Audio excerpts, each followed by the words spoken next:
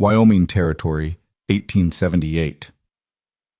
3 days of waiting had turned Evelyn Porter's dreams to dust. The stage stop was empty, her fiancé was a ghost, and her money was gone. Then a stranger rode out of the sunset and said 5 words that changed everything. "No more waiting, ma'am." But Caleb Mercer wasn't just any cowboy. He was hunting the man who destroyed her life. This is the story of a woman who lost everything and found something she never expected. Stay with me until the end and comment with your city so I can see how far this story travels across the world. The wind that swept across the Wyoming Territory in late autumn of 1878 carried more than dust and tumbleweeds. It carried the broken dreams of those foolish enough to believe in promises made by ink and paper. Evelyn Porter understood this now, sitting on a splintered bench outside Jacobson's stage stop, her traveling trunk beside her like a tombstone marking the death of everything she'd hoped for. 3 days. 72 hours of watching the horizon, waiting for a man who would never come. The sun was beginning its slow descent behind the distant mountains, painting the sky in shades of amber and blood red, and Evelyn wondered if this was what the end of the world looked like. Beautiful and terrible all at once. Her hands trembled as she clutched the crumpled letters she'd read so many times the words had begun to blur. Promises of love, of a ranch house with windows facing east to catch the morning sun, of a life built together in this wild, untamed country. All lies. The lace handkerchief her mother had given her before she died was now damp with tears, twisted between her fingers until the delicate threads threatened to break. Just like everything else in her life, Evelyn thought bitterly. Beautiful things that couldn't withstand the harsh reality of the world.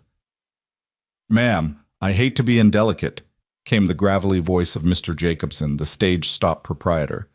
"But you can't stay here indefinitely. The next stage won't come through for another week, and even then—" He trailed off, his weathered face creasing with something that might have been pity or might have been annoyance. With men like Jacobson, it was hard to tell the difference.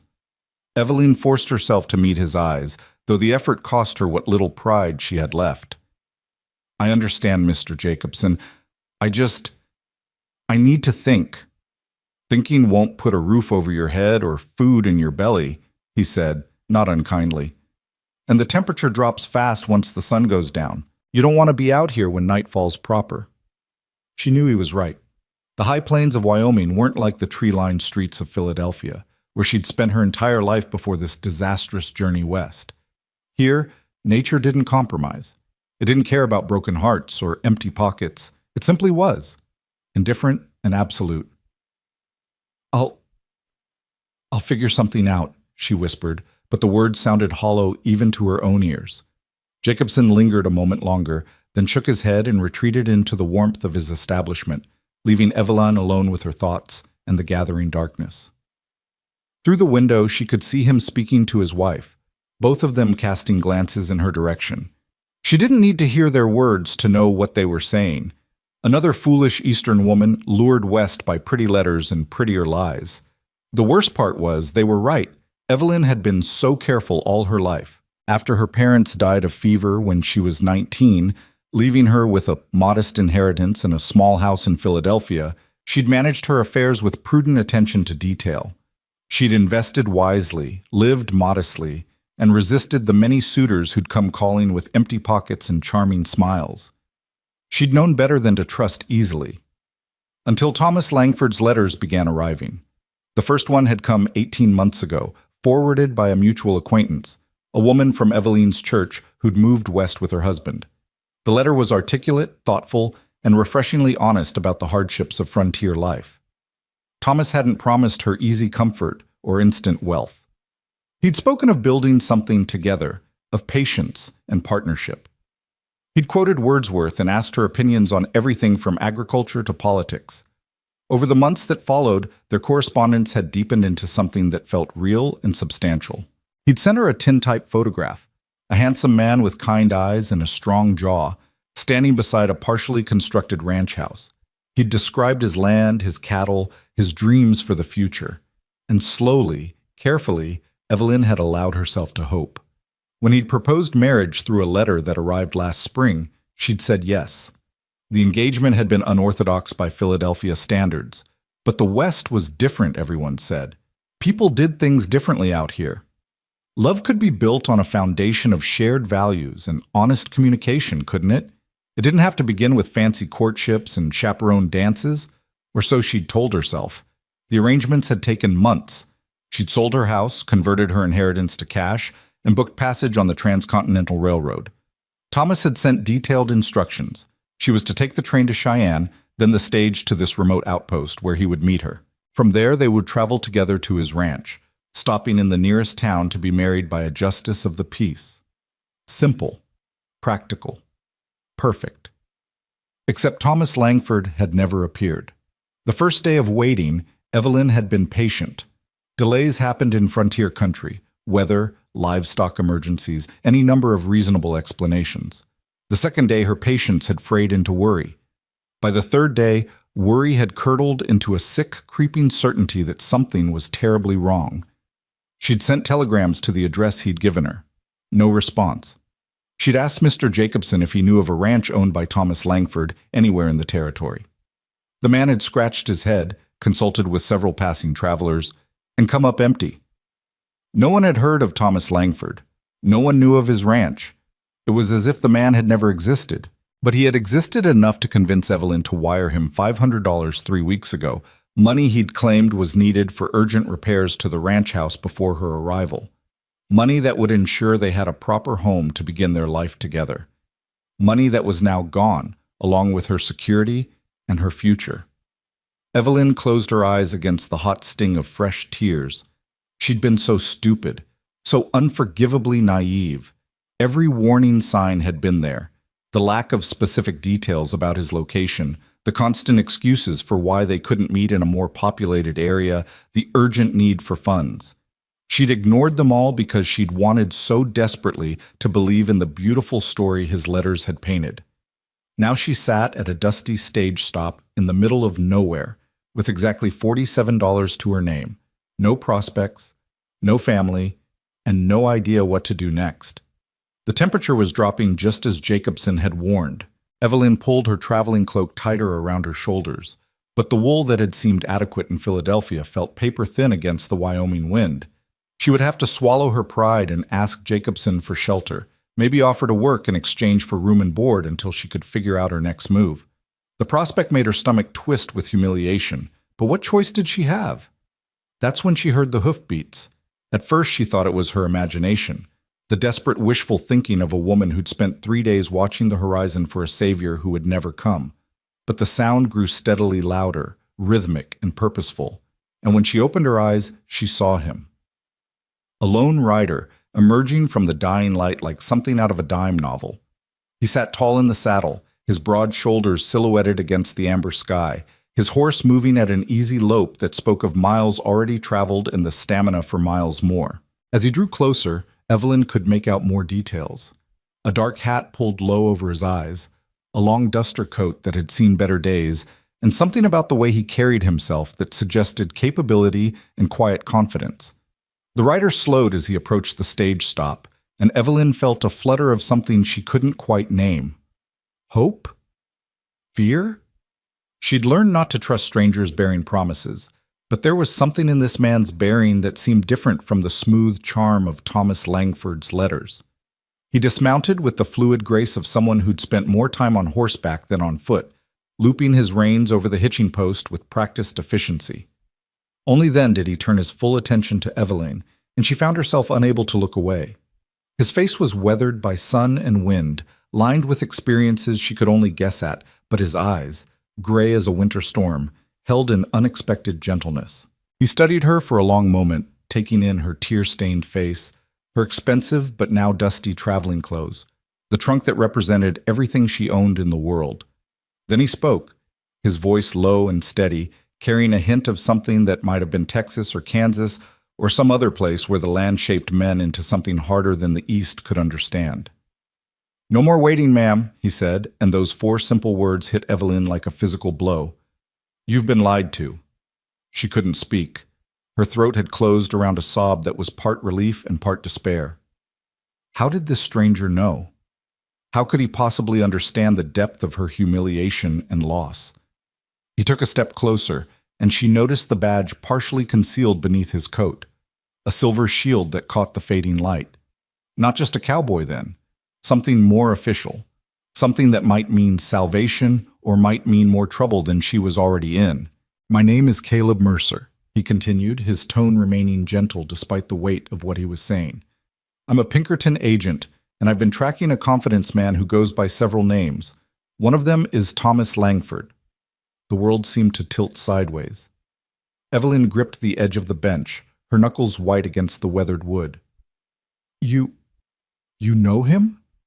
"I know of him," Caleb corrected, "and I know what he does. Writes letters to respectable women back east, promises them marriage, a ranch, a new life, gets them to send money, sometimes convinces them to come west to meet him. Then he disappears with whatever he can take." "How many?" Evelyn heard herself ask. "How many women has he done this to?" Caleb's jaw tightened. "At least a dozen that we know of. Probably more. He's careful, moves around, changes his name.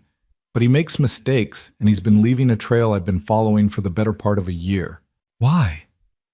The question came out as barely a whisper. "Why would someone do this?" "Money," Caleb said simply. "And because he can. Because women like you, smart, careful, respectable women, don't expect to be targets. You think con men prey on the foolish and the desperate, but Langford specializes in exactly the opposite. He targets women who have something worth taking." The casual way he said "women like you" might have been insulting if it hadn't been so accurate. Evelyn had thought herself above such deception. Her pride had been part of her downfall. "So what now?" she asked, proud that her voice didn't break. "You found another one of his victims. Do you need me to file a report? Give a statement? I'm afraid I can't tell you much. I never actually met the man, and I have no idea where he really is." Something flickered across Caleb's face, surprise maybe, or respect. He'd probably expected tears or hysterics. Evelyn had used up all her tears over the past 3 days. All that remained was a cold, bitter clarity. "I do need a statement eventually," he acknowledged. "But right now, I need to make sure you're taken care of. When's the next stage?" "A week. Mr. Jacobson says it might be longer depending on the weather." Caleb glanced toward the stage stop, then back at Evelyn. She saw him taking in the details. Her exhaustion, her obvious vulnerability, the way the approaching darkness seemed to be closing in around her. "You got money for lodging?" he asked bluntly. Evelyn's face burned. "Some. Not much." "Family back east? Someone who could wire you funds?" She shook her head. "No one. My parents are dead. I have a few distant cousins, but we're not close. They didn't approve of my coming west." "I bet they didn't," Caleb muttered, but there was no judgment in his tone. He was quiet for a moment, thinking, and Evelyn found herself studying his face. There were scars there, a thin white line along his jaw, another that disappeared into his hairline. This was a man who'd lived a hard life, but there was something in his eyes that suggested he hadn't let that hardness consume him entirely. Finally, he seemed to come to a decision. "I've got a ranch about half a day's ride from here. Small operation, cattle, some horses. I run it with the help of a couple of hands when I'm not working cases for Pinkerton. Right now, I need someone who can manage the books, handle correspondence, keep things organized when I'm out on the trail." Evelyn stared at him. "You're offering me a job?" "I'm offering you a chance to catch your breath and figure out your next move," he corrected. "Honest work, fair wages, and a place to stay that's safer than sitting out here hoping Jacobson doesn't decide you're more trouble than you're worth." It was too good to be true. It had to be. Evelyn had already learned that lesson. When something seemed perfect, it was probably a trap. "Why?" she demanded, her voice sharp with suspicion. "You don't know me. I could be lying about everything. I could be the con artist." To her surprise, Caleb smiled, a small, tired expression that made him look years younger. "Fair question. The truth is, Langford already took something from me. Not money, something more important. And I've been chasing him long enough to recognize his handiwork when I see it. You're not a liar, Miss Porter. You're just someone who made the mistake of trusting the wrong man." "How do you know my name?" "I've been watching this stage stop for 3 days, same as you've been sitting on that bench. I knew Langford had lured someone here. I was waiting to see if he'd show up to complete his con or if he'd already moved on. When you kept waiting, kept hoping, I figured he'd already gotten what he wanted and disappeared. The thought of this stranger watching her humiliation for 3 days should have been mortifying, but Evelyn found she was too exhausted to care. You said he took something from you. What? Caleb's expression shuddered, the brief warmth disappearing behind a wall of professional distance. That's a story for another time. Right now, we need to get you somewhere warm before it gets full dark. So what do you say, Miss Porter? You willing to take a chance on a stranger's offer of honest work? Evelyn looked at him, really looked at him. There was nothing slick or charming about Caleb Mercer. He was rough-edged and direct, his offer almost painfully practical. No promises of love or romance. No talk of building a future together. Just work, wages, and temporary shelter. Maybe that was exactly what she needed. I don't owe you anything? She asked carefully. Not a damn thing, he confirmed. You do the work, you earn the wages. You decide it's not for you, you leave. Simple as that. And Thomas Langford? Are you still hunting him? Every day until I find him. Something in his tone sent a chill down Evelyn's spine. Not fear, but recognition. This man wasn't driven by simple justice or even duty. This was personal. Whatever Langford had taken from him, it had left a wound that hadn't healed. Will you kill him? She asked quietly. Caleb held her gaze. I'll bring him to justice. What happens after that is up to the courts. It wasn't quite an answer, but it was honest enough. Evelyn made her decision. All right, she said, standing on legs that trembled slightly from 3 days of sitting and waiting. I'll come with you. But I want to be clear, this is temporary, just until I can figure out what to do next. Understood. Caleb moved to help her with her trunk, lifting it as if it weighed nothing. We'll ride out at first light. I'll arrange lodging for you tonight at the stage stop. I can...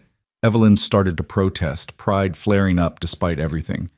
I can expense it to Pinkerton, Caleb interrupted smoothly.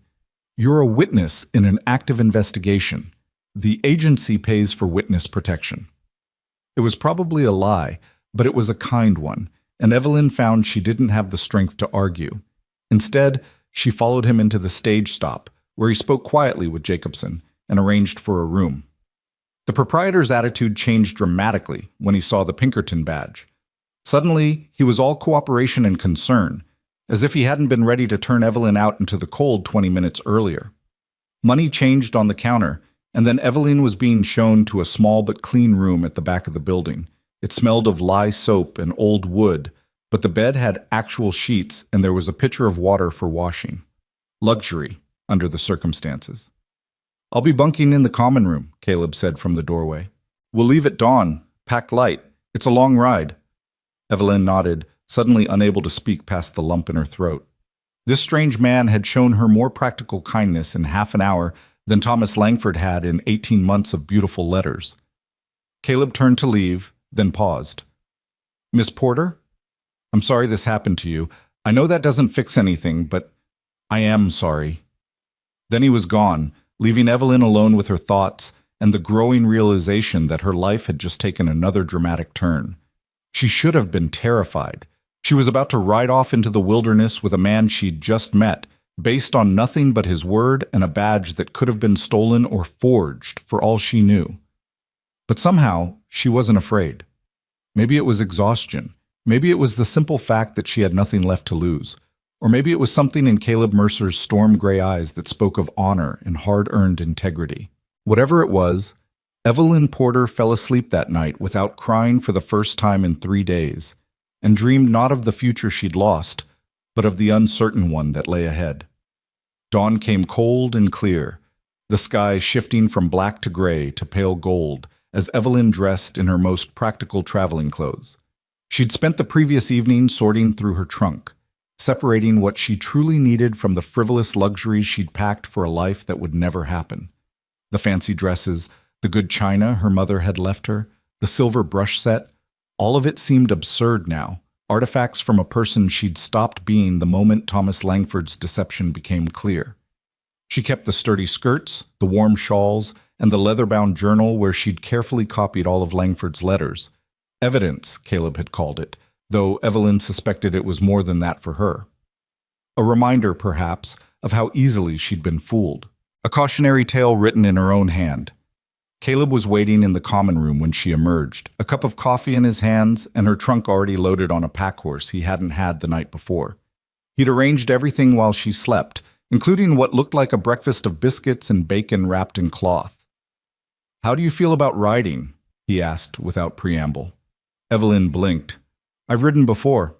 Not extensively, but I know the basics." "Good. It'll be faster if you're not riding double with me, and Lady here is gentle enough for a novice." He gestured to a dappled gray mare tied next to his own larger mount. "She belongs to a friend who owes me a favor. You can keep her as long as you need." Another kindness, offered matter-of-factly, as if it cost him nothing. Evelyn was beginning to understand that this was simply how Caleb Mercer operated, quietly capable, solving problems with a minimum of fuss or drama. They ate quickly, mounted up, and rode out as the sun broke fully over the horizon. The Wyoming territory stretched before them in endless waves of golden grass and distant mountains, beautiful and harsh in equal measure. Evelyn had read about the West in books, had studied maps and dreamed of wide-open spaces, but nothing had prepared her for the reality of it, the vastness that made her feel simultaneously insignificant and strangely free. For the first hour, they rode in silence. Caleb set an easy pace, stopping occasionally to let the horses drink from a stream or rest in the shade of the few scattered trees. He seemed comfortable with quiet, never feeling the need to fill the space with unnecessary conversation. It was a relief after the constant chatter of Philadelphia society, where silence was considered awkward and every moment had to be accounted for with words. But as the sun climbed higher and the landscape began to change, Evelyn found her curiosity overwhelming her reserve. "How long have you been with Pinkerton?" she asked. Caleb glanced at her, as if surprised she'd broken the silence. 5 years, give or take, did some ranch work before that, spent time as a deputy in Kansas. Pinkerton seemed like a way to do something that mattered. And does it? Matter, I mean? He considered the question seriously. Sometimes. We catch bad men, recover stolen property, protect people who need protecting, but the agency also does work for railroad companies and mining operations, breaking strikes, intimidating workers. That side of things doesn't sit right with me. His honesty was refreshing. Most men would have painted their work in purely heroic terms, leaving out the uncomfortable complications. "Is that why you focus on cases like mine?" Evelyn pressed. "Con artists and thieves?" "Partly. Also because I'm good at it. Takes a certain kind of patience to track a man like Langford, someone who doesn't rob banks or commit obvious crimes. He lives in the gray areas, makes himself hard to find. Most agents don't want to bother with that kind of work. Too slow, not enough glory." "But you do." "Yeah," he said simply. "I do." They rode on, the conversation lapsing back into comfortable silence. Evelyn found herself studying Caleb when she thought he wasn't looking, the easy way he sat his horse, the constant vigilance in how his eyes scanned the horizon, the weathered strength in his hands. He was probably in his mid-30s, she guessed, but he moved like a man who'd lived twice that many years. Around midday, they stopped to rest and water the horses at a small creek. Caleb unpacked the food he'd brought, more biscuits, some dried beef, and apples that must have cost a small fortune this far from any orchard. "You said Langford took something from you," Evelyn said as they ate. She knew she was pushing, maybe overstepping the boundaries of their brief acquaintance, but something about the isolation and the intimacy of shared travel made her bold. Something more important than money. Caleb's jaw tightened, and for a moment she thought he'd refuse to answer. Then he sighed, setting down his half-eaten apple. "I had a sister," he said quietly. "Caroline. Younger than me by 3 years, smart as a whip, beautiful, full of dreams about seeing the world and making something of herself. Our parents died when she was 17, cholera outbreak in Abilene, where we grew up. I was 20, already working as a ranch hand, trying to make enough to take care of both of us." He paused, staring at something Evelyn couldn't see. A memory, perhaps, or a ghost. Caroline wanted more than what Kansas could offer her. She wanted culture, education, adventure. I couldn't give her that, not on cowboy wages. So when a man started writing to her, Sophisticated letters from San Francisco promising a life of opportunity. I didn't stop her from responding. I thought it was harmless. Maybe even good for her to have something to hope for. Evelyn's stomach dropped. She already knew where this story was going. The man's name was Jonathan Fairfax, Caleb continued, his voice flat now, emotionless. At least, that's what he called himself in the letters. He was educated, wealthy, looking for a wife who appreciated the finer things in life. He courted Caroline for over a year through correspondence. She fell in love with his words, his ideas, his promises. "It was Langford," Evelyn whispered. "It was Langford," Caleb confirmed. "She sold everything we had left from our parents, furniture, her mother's jewelry, even the house I'd been trying to keep up. She converted it all to cash and took a train to San Francisco to marry him. I tried to stop her, but she was 20 years old and convinced she knew better. She promised she'd write, that we'd always stay close." "Did she?" "One letter. Arrived 3 weeks after she left. She said she'd met Jonathan, that he was wonderful, that the wedding was planned for the following month. She was so happy, Evie. I could hear it in every word." The casual use of a nickname barely registered through the horror of what Evelyn was hearing. "That was the last time I heard from her," Caleb said. "I wrote back, got no response. Wrote again. Nothing. Finally, I scraped together enough money to go to San Francisco myself. Took me months to save up and make the trip. When I got there, no one had heard of Jonathan Fairfax. The address Caroline had given me was a boarding house, but the landlady said no one by that name had ever stayed there." "Oh, God," Evelyn breathed. "I searched for 6 months, hired a private detective, talked to the police, showed her photograph to everyone I could find. Finally, I got a lead. A woman in Sacramento who'd been engaged to a man named William Sterling. Same pattern, same con. She told me about others. That's when I understood what Caroline had been caught up in." "Did you ever find her?" Evelyn asked, though she dreaded the answer. Caleb's face could have been carved from stone. "Found a death certificate in Sacramento. Caroline Mercer died of fever 2 years after she left Kansas. She was buried in a pauper's grave because she had no money and no family to claim her." The silence that followed was suffocating. Evelyn felt tears streaming down her face, not for herself this time, but for this young woman she'd never met, who'd had dreams and hopes just like Evelyn's own, and who'd paid for them with everything. "I'm so sorry," she whispered. "I buried her properly," Caleb said, his voice rough. "Bought a headstone, had a service. Then I signed on with Pinkerton and made it my mission to find the man who destroyed her life. Took me a while to pick up his trail. He's careful, changes names, moves around, but he has patterns. He targets certain types of women, uses certain phrases in his letters, always promises just enough to be believable. And he always leaves destruction in his wake." "How many has he done this to?" Evelyn asked again, needing to know. "Confirmed? 15 women that I know of. Some lost money, some lost their reputations. 2, including Caroline, lost their lives. One in childbirth after he abandoned her. Another by her own hand when she couldn't face the shame." Evelyn felt sick. She'd thought her situation was tragic, but at least she was alive. At least she still had a chance to rebuild. "So when you saw me sitting at that stage stop," she said slowly, "you knew exactly what had happened." "I knew," Caleb confirmed. "And I couldn't leave you there, not knowing what I know about how this story usually ends." Understanding dawned. This wasn't just kindness, it was penance. Caleb hadn't been able to save his sister, so he was trying to save Evelyn. "I'm not Caroline," she said gently. His eyes met hers, storm gray and haunted. "No, you're not. But you don't deserve what he did to you any more than she did. And maybe if I can stop him from doing this to even one more woman, maybe that means something." They sat in silence after that, the weight of shared grief and anger hanging between them. Finally, Caleb stood, brushing off his pants. "We should keep moving. Want to make the ranch before nightfall." The rest of the journey passed in contemplative quiet. Evelyn's mind was racing, processing everything she'd learned. Caleb Mercer wasn't just a Pinkerton agent doing his job. He was a man on a mission of vengeance, or justice, depending on how you looked at it, and she'd somehow become entangled in it. She should have been frightened, should have been questioning her decision to ride off into the wilderness with a man driven by such dark purpose.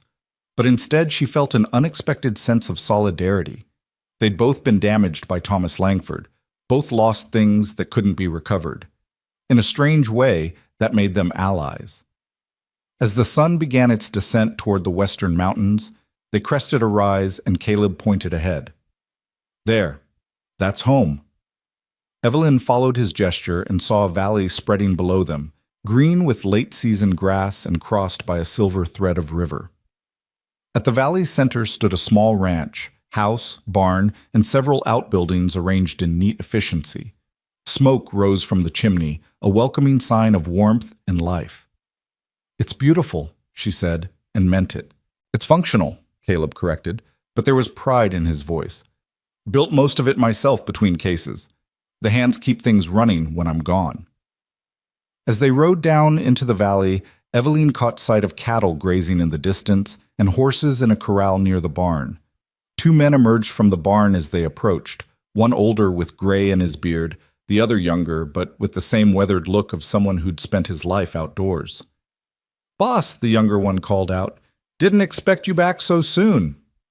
"Plans changed, Tommy," Caleb replied, dismounting. "This is Miss Evelyn Porter. She'll be staying in the guest room and helping with the books and correspondence. Evie, this is Tommy Reeves and his uncle, Sam." Both men tipped their hats respectfully, though Evelyn didn't miss the curious glances they exchanged. The boss bringing home a strange woman was clearly unusual. "Ma'am," Sam said in a gravelly voice, "welcome to Mercer Ranch. It ain't fancy, but it's honest work and good people." "That's all I need," Evelyn replied, surprised by how true the words were. Caleb helped her dismount and retrieved her trunk from the pack horse. "Sam, can you and Tommy see to the horses? I'll get Miss Porter settled." The house was smaller than Evelyn's Philadelphia home had been, but it was solid and well-maintained.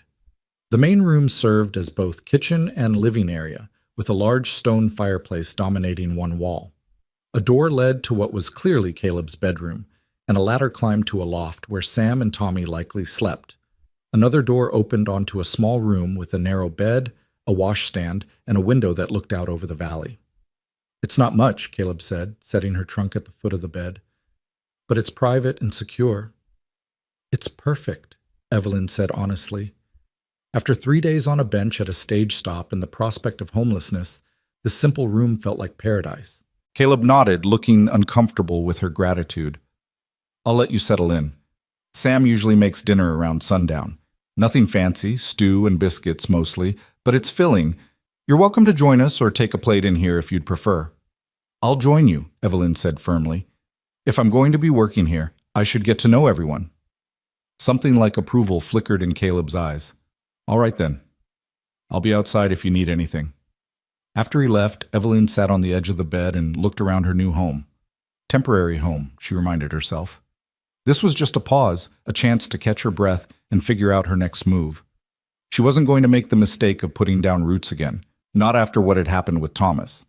But as she unpacked her few belongings and arranged them in the small room, Evelyn couldn't shake the feeling that she'd stumbled into something larger than simple employment. Caleb Mercer was hunting a dangerous man, driven by a grief that had shaped the last years of his life. And somehow, without quite meaning to, Evelyn had become part of that hunt. The question was whether that made her a partner or just another victim waiting to happen.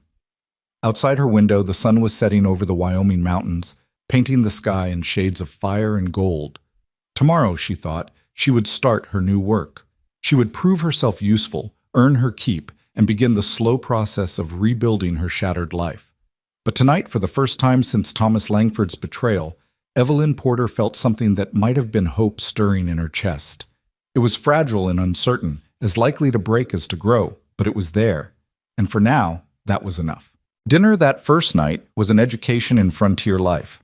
Sam had indeed made stew, a hearty concoction of beef, potatoes, and whatever vegetables had survived in the root cellar. And the biscuits were dense enough to serve as weapons if necessary.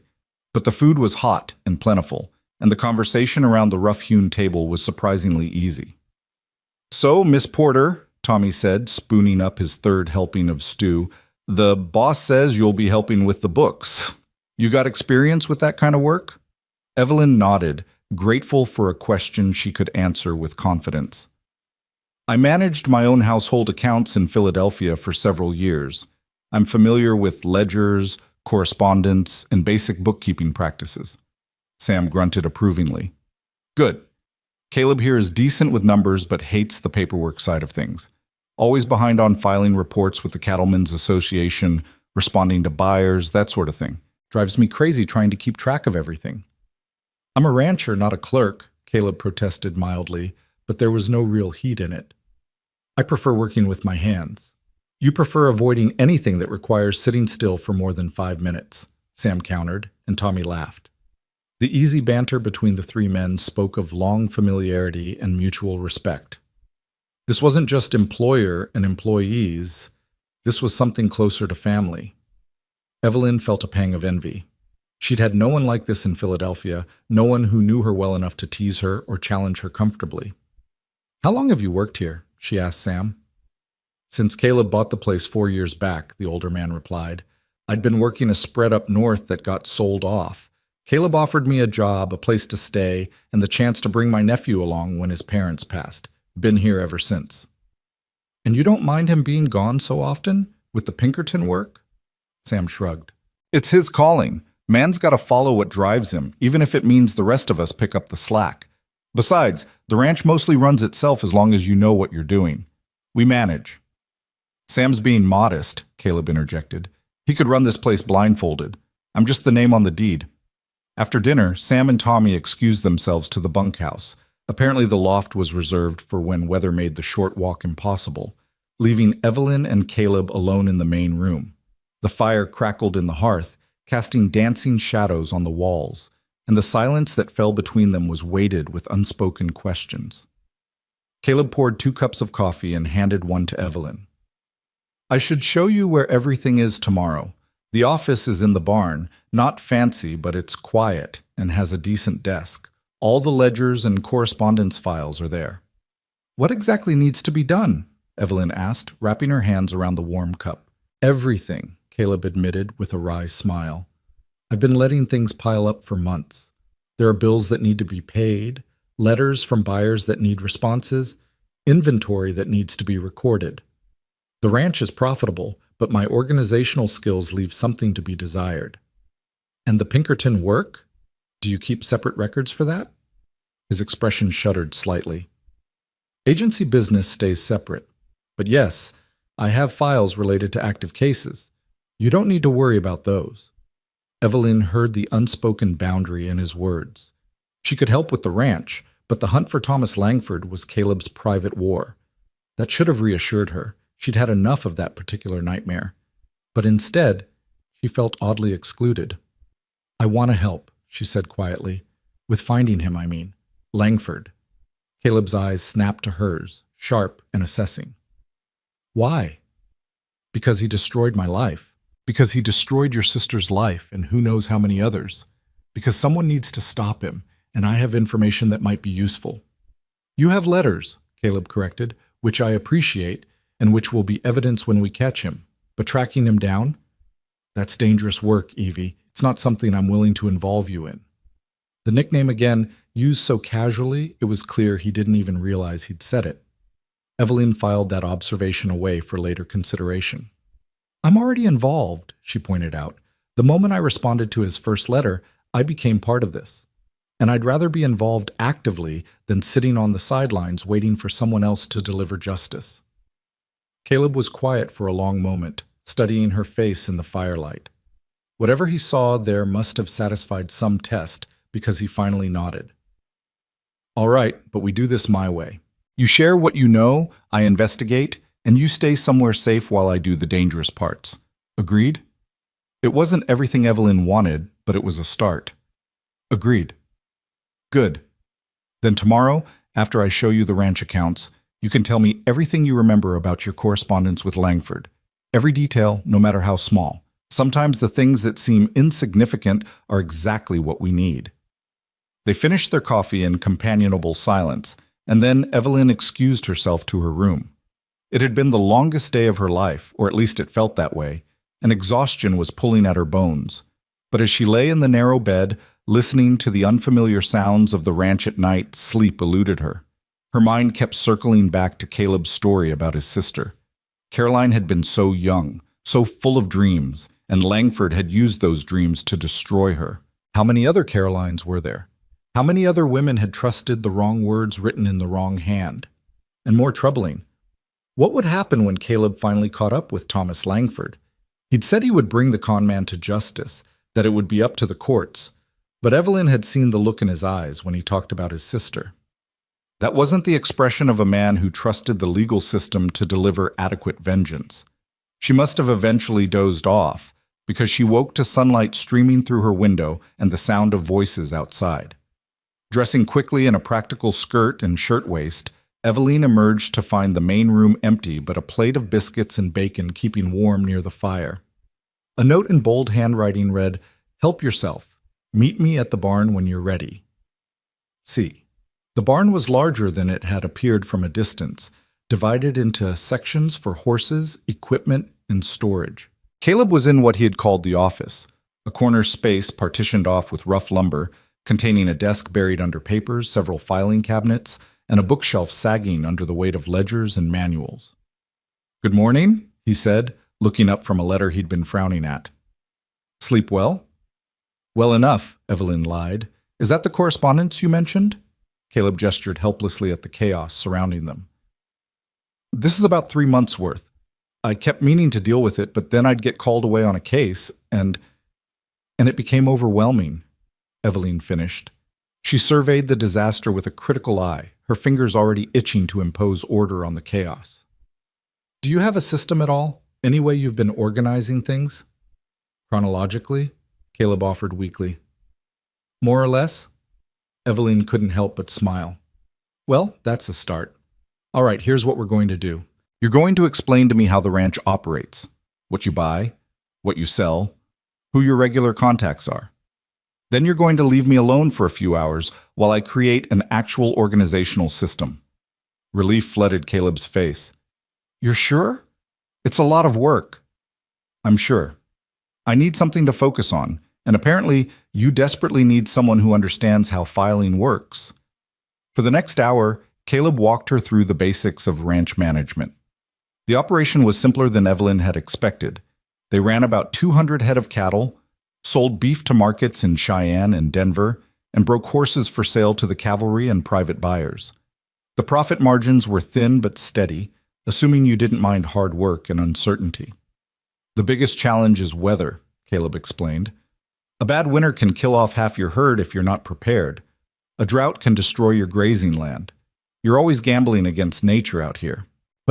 But you love it," Evelyn observed. It wasn't a question. Caleb looked around the barn, out toward the valley visible through the open doors.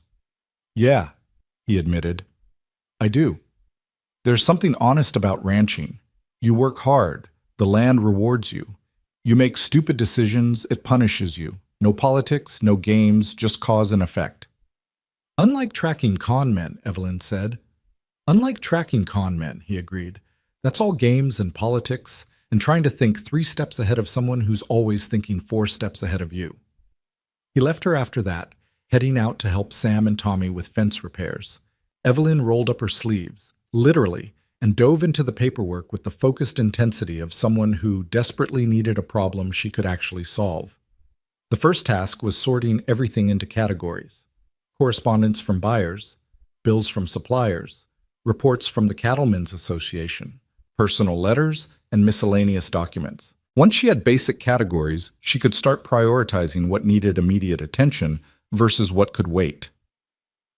3 hours later, Evelyn had transformed the office from chaos into something approaching order.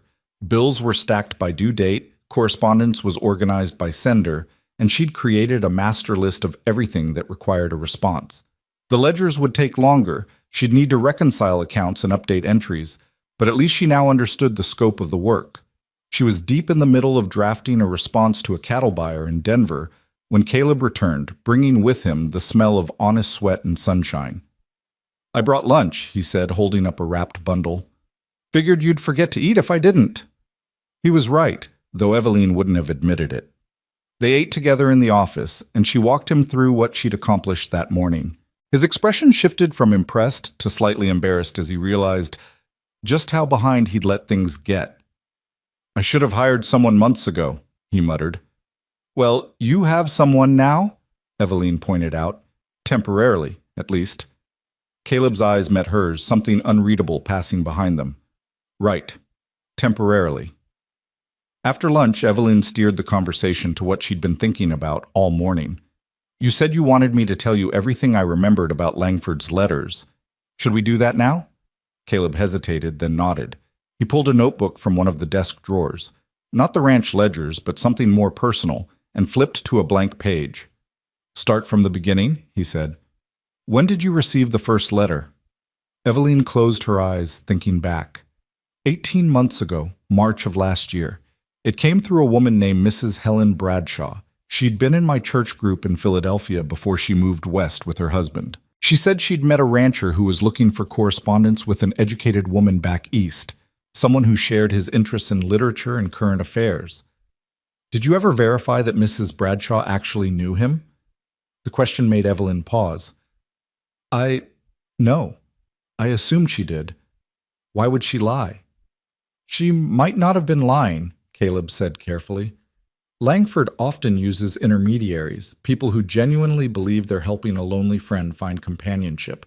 He's good at manipulating even the people who think they're helping him." The thought that Mrs. Bradshaw, kind, well-meaning Mrs. Bradshaw, had been duped just like Evelyn was somehow even more disturbing. "What did the first letter say?" Caleb prompted. Evelyn retrieved her journal from her room. She'd brought it to the office earlier, and flipped to the pages where she'd meticulously copied each letter. He introduced himself as Thomas Langford, owner of a cattle ranch in Wyoming Territory. He said he'd been ranching for 10 years, that he'd built his operation from nothing, and that he missed the intellectual stimulation of educated conversation. Did he ask for anything in that first letter? No, he was almost restrained. He asked about my interests, what I liked to read, whether I followed politics. It felt like a genuine attempt to connect with someone who shared his values. Caleb was taking notes, his handwriting surprisingly neat. And the second letter? Arrived 3 weeks later. He responded to everything I'd said in my reply, which made me feel heard. He quoted Wordsworth. I'd mentioned loving the Romantic poets, and shared his thoughts on westward expansion and its impact on indigenous peoples. He seemed thoughtful, progressive even. "He is thoughtful," Caleb said grimly. "That's part of what makes him so dangerous. He's educated, well-read, and he knows how to mirror back whatever the woman wants to hear." "Did he send a photograph?" "Not until the 6th letter, about 4 months into our correspondence. I'd asked several times, and he'd made excuses. The nearest photographer was too far away. He was self-conscious about his appearance, that sort of thing. When he finally sent one, he apologized for the delay." Evelyn pulled the tintype from her journal and handed it to Caleb. He studied it intently, and she saw his jaw tighten. "That's not Langford," he said flatly. Evelyn felt the room tilt. "What?" "This photograph. It's not him. I've seen 2 verified images of Thomas Langford, or whatever his real name is, and he looks nothing like this." Caleb tapped the tintype. "This is just some random rancher, probably someone he paid to pose for a photograph, or maybe even someone whose picture he stole." The realization was another layer of betrayal. Evelyn had spent months staring at that photograph, memorizing the features of the man she thought she'd marry. She traced her finger over the image when she was lonely, imagining what it would be like to see that face in person. And it had all been a lie, just another layer of deception. "Then I have no idea what he actually looks like," she whispered. "Neither do most of his victims," Caleb said gently. "That's part of his method. He keeps himself abstract, unknowable. By the time women realize they've been fooled, they can't even give a proper description to the authorities." They continued going through the letters chronologically, with Caleb asking detailed questions about everything, timing, specific phrases, any mention of places or people.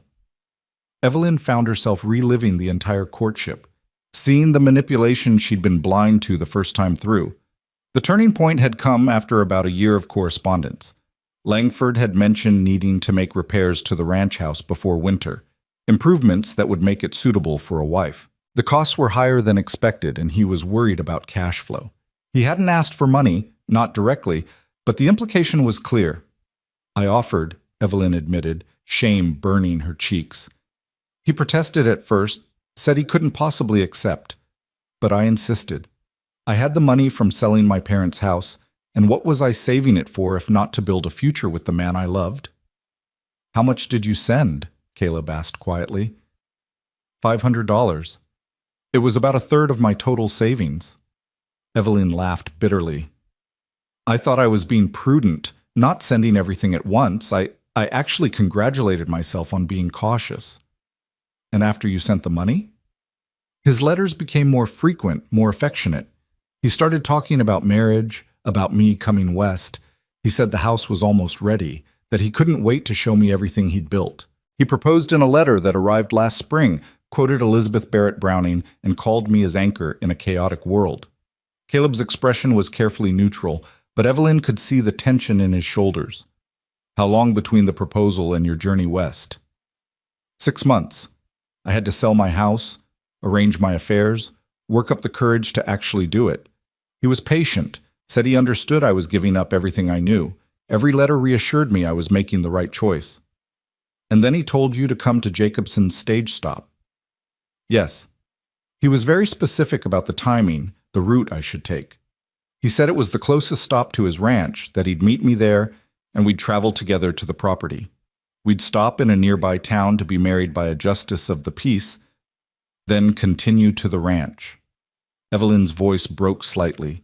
It all made perfect sense, until he never showed up. Caleb set down his pen and looked at her directly.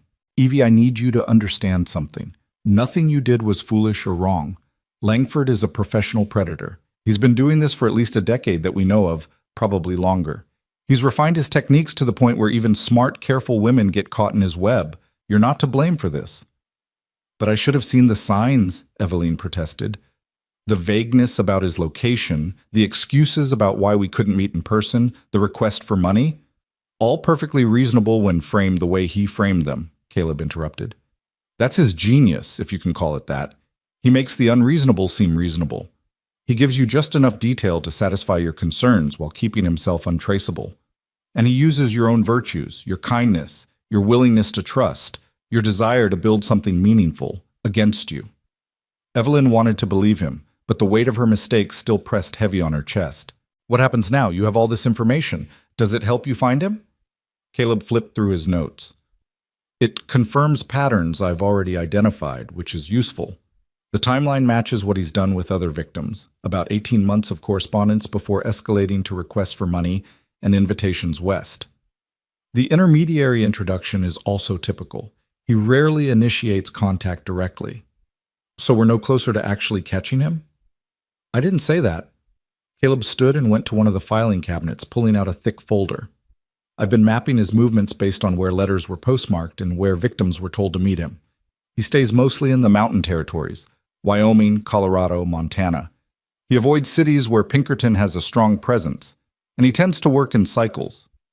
He spread several maps on the desk, marked with dates and locations in different colored ink.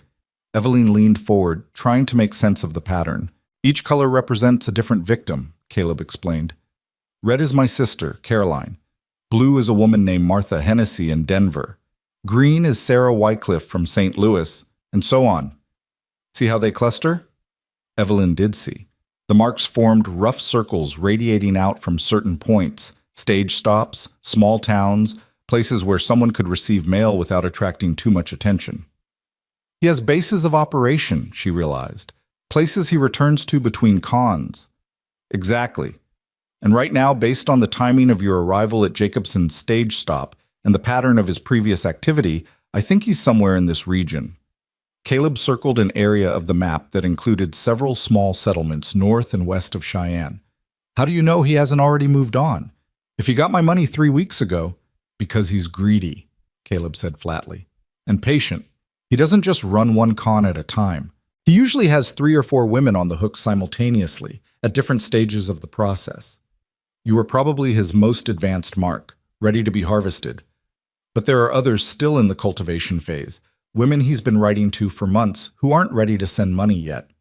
The calculation in that strategy was chilling. So he's still writing letters somewhere, starting new correspondences while old ones play out? Most likely. He needs a place with regular mail service, but not so much traffic that people pay attention to who's sending and receiving large volumes of correspondence. A small town with a post office and a boarding house where he can maintain a low profile. Evelyn studied the map, her mind working through the logic. If you know the area he operates in, why haven't you caught him yet? Caleb's expression darkened. Because knowing the general area and actually finding him are two different things. He uses false names, pays cash for everything, and never stays in one place long enough to establish patterns that would give him away. And he's smart. He knows Pinkerton is looking for him. He's cautious. But not cautious enough, Evelyn said slowly, an idea forming. He made a mistake with me. He told me to come to Jacobson's stage stop at a specific time. That means he was monitoring that location, waiting to see if I'd actually show up. What if he's still monitoring it? Caleb had gone very still. What are you suggesting? I'm suggesting we use me as bait, Evelyn said, her voice steadier than she felt. We send another letter, supposedly from me to a friend back east. We make sure it's posted from Jacobson's stage stop. In the letter, I mention that I'm staying nearby, that I'm waiting for another stage to take me back to Philadelphia. We make it seem like I'm vulnerable, alone, and, most importantly, still have money left. Absolutely not, Caleb said immediately. That's exactly the kind of dangerous involvement I said I wouldn't allow. You said I'd stay somewhere safe while you did the dangerous parts, Evelyn countered. I can stay somewhere safe, but my letter could draw him out. If he thinks there's a chance to salvage the con to get more money from me, wouldn't he take it? He might, or he might smell a trap and disappear even deeper underground. Or he might decide you're a threat and… Caleb didn't finish the sentence, but he didn't need to. I'm already a threat to him, Evelyn pointed out. I can identify his handwriting, his methods, his patterns. The moment he didn't show up at that stage stop, I became a loose end. Don't you think he's already wondering what happened to me? Whether I went to the authorities? Caleb ran a hand through his hair, a gesture of frustration. This is why I didn't want you involved in the investigation. You're too close to it, too willing to take risks because you're angry and hurt. You're damn right I'm angry, Evelyn shot back, surprising herself with the vehemence in her voice. That man stole my money, my dignity, and my future. He did worse to your sister and God knows how many other women. So yes, I want to take risks if it means stopping him. Don't you? The silence that followed was charged with tension. Caleb stared at her, and Evelyn held his gaze, refusing to back down. Finally, he sighed. If, and this is a very big if, we were to consider your idea, it would have to be done carefully. Langford is smart. He'll be looking for signs of a trap. So we make it believable, Evelyn said, pressing her advantage. I write to a fictional friend. Maybe use Mrs. Bradshaw's name, since he already knows I corresponded with her. I tell her what happened, that I'm devastated, but trying to figure out my next steps. I mentioned staying at the stage stop because it's cheap, and I'm trying to conserve what money I have left. We make it seem real. And then what? We wait for him to show up and try to continue the con? You wait, Evelyn corrected. I'll be somewhere else entirely, somewhere safe like you insisted. But you'll be watching Jacobson's stage stop. If Langford takes the bait, you catch him. Caleb was quiet for a long time, thinking it through. Evelyn could see him weighing risks and benefits, his training as an agent warring with his instinct to protect her from further harm. I need to think about this, he finally said, and I need to consult with my superiors at Pinkerton. This isn't a decision I can make alone. It wasn't the yes Evelyn wanted, but it wasn't a no either. How long will that take? A few days. I'll send a telegram tomorrow, explain the situation. In the meantime, you focus on the ranch work. Try to… He paused, searching for words. Try to let yourself have a normal day or two. You've been through hell, Evie. You don't have to immediately throw yourself into more danger. But the truth was, Evelyn wanted the danger. She wanted the action, the purpose, the chance to turn her victimhood into agency. Sitting quietly and healing felt like admitting defeat, like letting Langford win. Still, she nodded. All right, a few days. But Caleb? I'm not going to change my mind about this. I'm going to help you catch him, one way or another. I know, he said softly. That's what worries me. The next few days fell into a rhythm that was almost comfortable. Evelyn threw herself into organizing the ranch accounts with single-minded intensity, working from dawn until well past dark. The ledgers were a disaster, but they were a disaster with rules and logic. She could impose order here, solve problems through careful attention and methodical work. Sam and Tommy grew accustomed to her presence, treating her with a respect that had nothing to do with her gender and everything to do with her obvious competence. She caught Tommy staring at her more than once. He was young, and she supposed she was the first unmarried woman close to his age he'd spent much time around. But he was always polite, never presumptuous. Caleb came and went, handling ranch work during the day and spending evenings poring over his investigation files. He'd sent his telegram to Pinkerton, and they were waiting for a response. In the meantime, they'd fallen into an easy companionship, sharing meals and occasionally discussing the case, though Caleb was careful not to reveal too many details about his other investigations. On the third evening, after dinner, Caleb asked Evelyn to take a walk with him. They headed up a rise behind the ranch house, climbing until they reached a spot where the entire valley spread out below them. The sun was setting, painting everything in shades of gold and crimson. "My sister loved sunsets," Caleb said quietly. "Used to say they were proof that endings could be beautiful." Evelyn didn't know what to say to that, so she stayed silent, letting him work through whatever thoughts were troubling him. "I got the response from Pinkerton today," he continued. "They approved your plan, with modifications." Evelyn's heart leaped. "What kind of modifications?" "You write the letter exactly as you suggested. We post it from Jacobson's stage stop, make it look legitimate. But instead of you staying away entirely, you'll be at the stage stop for 1 day, visible, real, confirming the story in the letter. Then you'll leave with me, and we'll set up surveillance from a distance." "That's more exposure than you wanted," Evelyn observed. "It's necessary to make the bait convincing. Langford might have sources in that area, people who report on unusual activity. If someone mentions seeing you there, talking about heading back east, it confirms the letter isn't a fabrication." Caleb turned to face her fully. "But Evie, the moment anything feels wrong, the moment I think he's there, you're gone. No arguments, no hesitation. Agreed?" "Agreed," Evelyn said, though a part of her rebelled at the idea of running while Caleb faced the danger alone. "We'll leave in 2 days. That gives you time to write a convincing letter and gives me time to make arrangements for surveillance. Sam and Tommy can handle the ranch while we're gone." "How long do you think we'll have to wait?" Caleb shrugged. "Could be days, could be weeks, assuming he takes the bait at all. This is a long shot, Evie, you understand that, right? The odds of this working are probably less than 50-50. "But they're better odds than we had before," Evelyn pointed out. "True enough." Caleb was quiet for a moment, watching the sun sink below the mountains. "Can I ask you something?" "Of course." "Why is this so important to you? I understand wanting justice, wanting closure. But you're willing to risk a lot for this. There are easier ways to rebuild your life." Evelyn considered the question carefully. "Do you know what the worst part was? Not the lost money, not even the humiliation. It was the loss of trust, in others, but also in myself. I thought I was smart enough not to be fooled. I thought I was careful, prudent, sensible. And then I did something catastrophically stupid based on nothing but pretty words on paper." She took a breath, steadying herself. "If I just walk away, let someone else deal with Langford, then that loss of trust becomes permanent. I'll spend the rest of my life second-guessing every decision, wondering if I'm about to make another terrible mistake. But if I face this, if I help catch him, then maybe I can prove to myself that I'm not just a victim, that I'm someone who fights back." Caleb nodded slowly. "That makes sense. But Evie, you don't have anything to prove. Not to me, not to anyone. You're already stronger than you think." The words wrapped around something broken inside her, not quite healing it, but at least acknowledging the wound.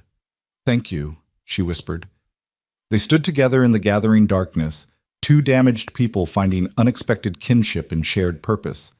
And for the first time since this whole nightmare began, Evelyn felt something shift inside her. Not hope exactly, but something close to it. The possibility that maybe, just maybe, she could emerge from this disaster as someone stronger than who she'd been before. 2 days later, they rode back to Jacobson's stage stop. The journey back to Jacobson's stage stop felt entirely different from Evelyn's first arrival.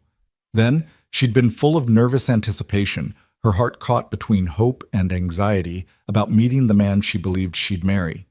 Now, riding beside Caleb through the same landscape, she carried a different kind of tension, the sharp awareness of someone walking knowingly into danger. The letter she'd written was tucked carefully in her saddlebag, composed over 2 evenings of painstaking effort to strike exactly the right tone. She'd read it aloud to Caleb 3 times, refining phrases until they captured the perfect mixture of devastation, confusion, and residual vulnerability. It was addressed to Helen Bradshaw, though of course it would never actually reach that woman. The point was for Langford, or whoever might be watching for his interests, to intercept it, to believe it was genuine correspondence from a woman still reeling from betrayal. "You're quiet," Caleb observed as they crested a familiar rise. The stage stop was visible in the distance, that same lonely building where Evelyn's dreams had died what felt like a lifetime ago. "Just thinking," she replied, "about how different everything looks now." "Second thoughts?" Evelyn shook her head. "No, just awareness, I suppose, of how much can change in a week." They'd timed their arrival for late afternoon, when the light was beginning its slow fade toward evening. Caleb wanted Evelyn visible to anyone who might be watching, but not so exposed that she'd be vulnerable after dark. The plan was simple.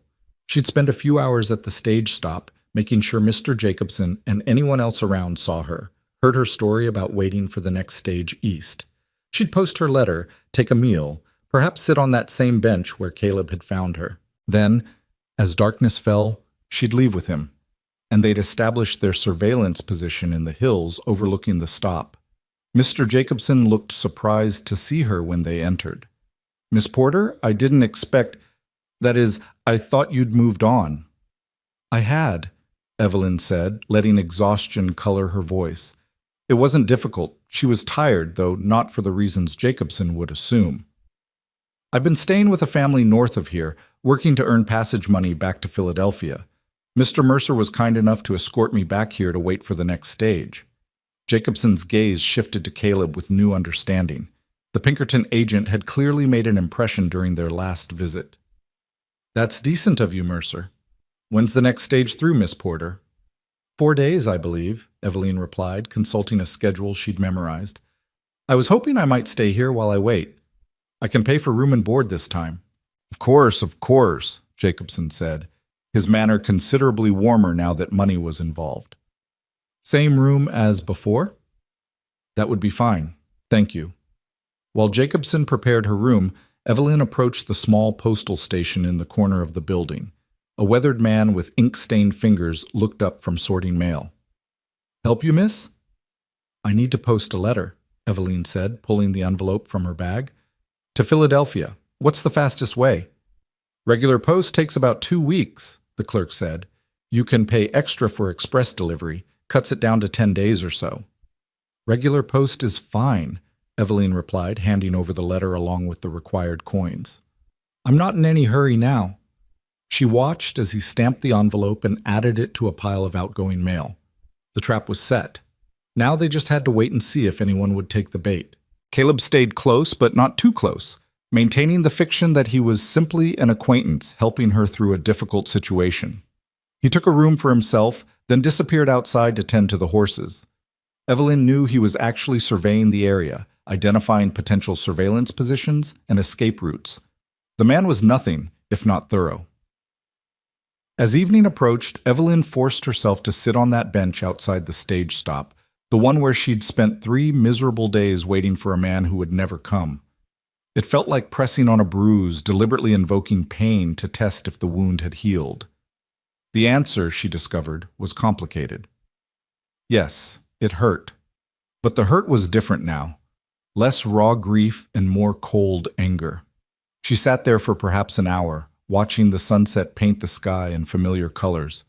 A few travelers passed through, a family in a wagon, a pair of cowboys heading somewhere with purpose, an old prospector leading a pack mule. None of them paid her much attention, though the cowboys tipped their hats politely.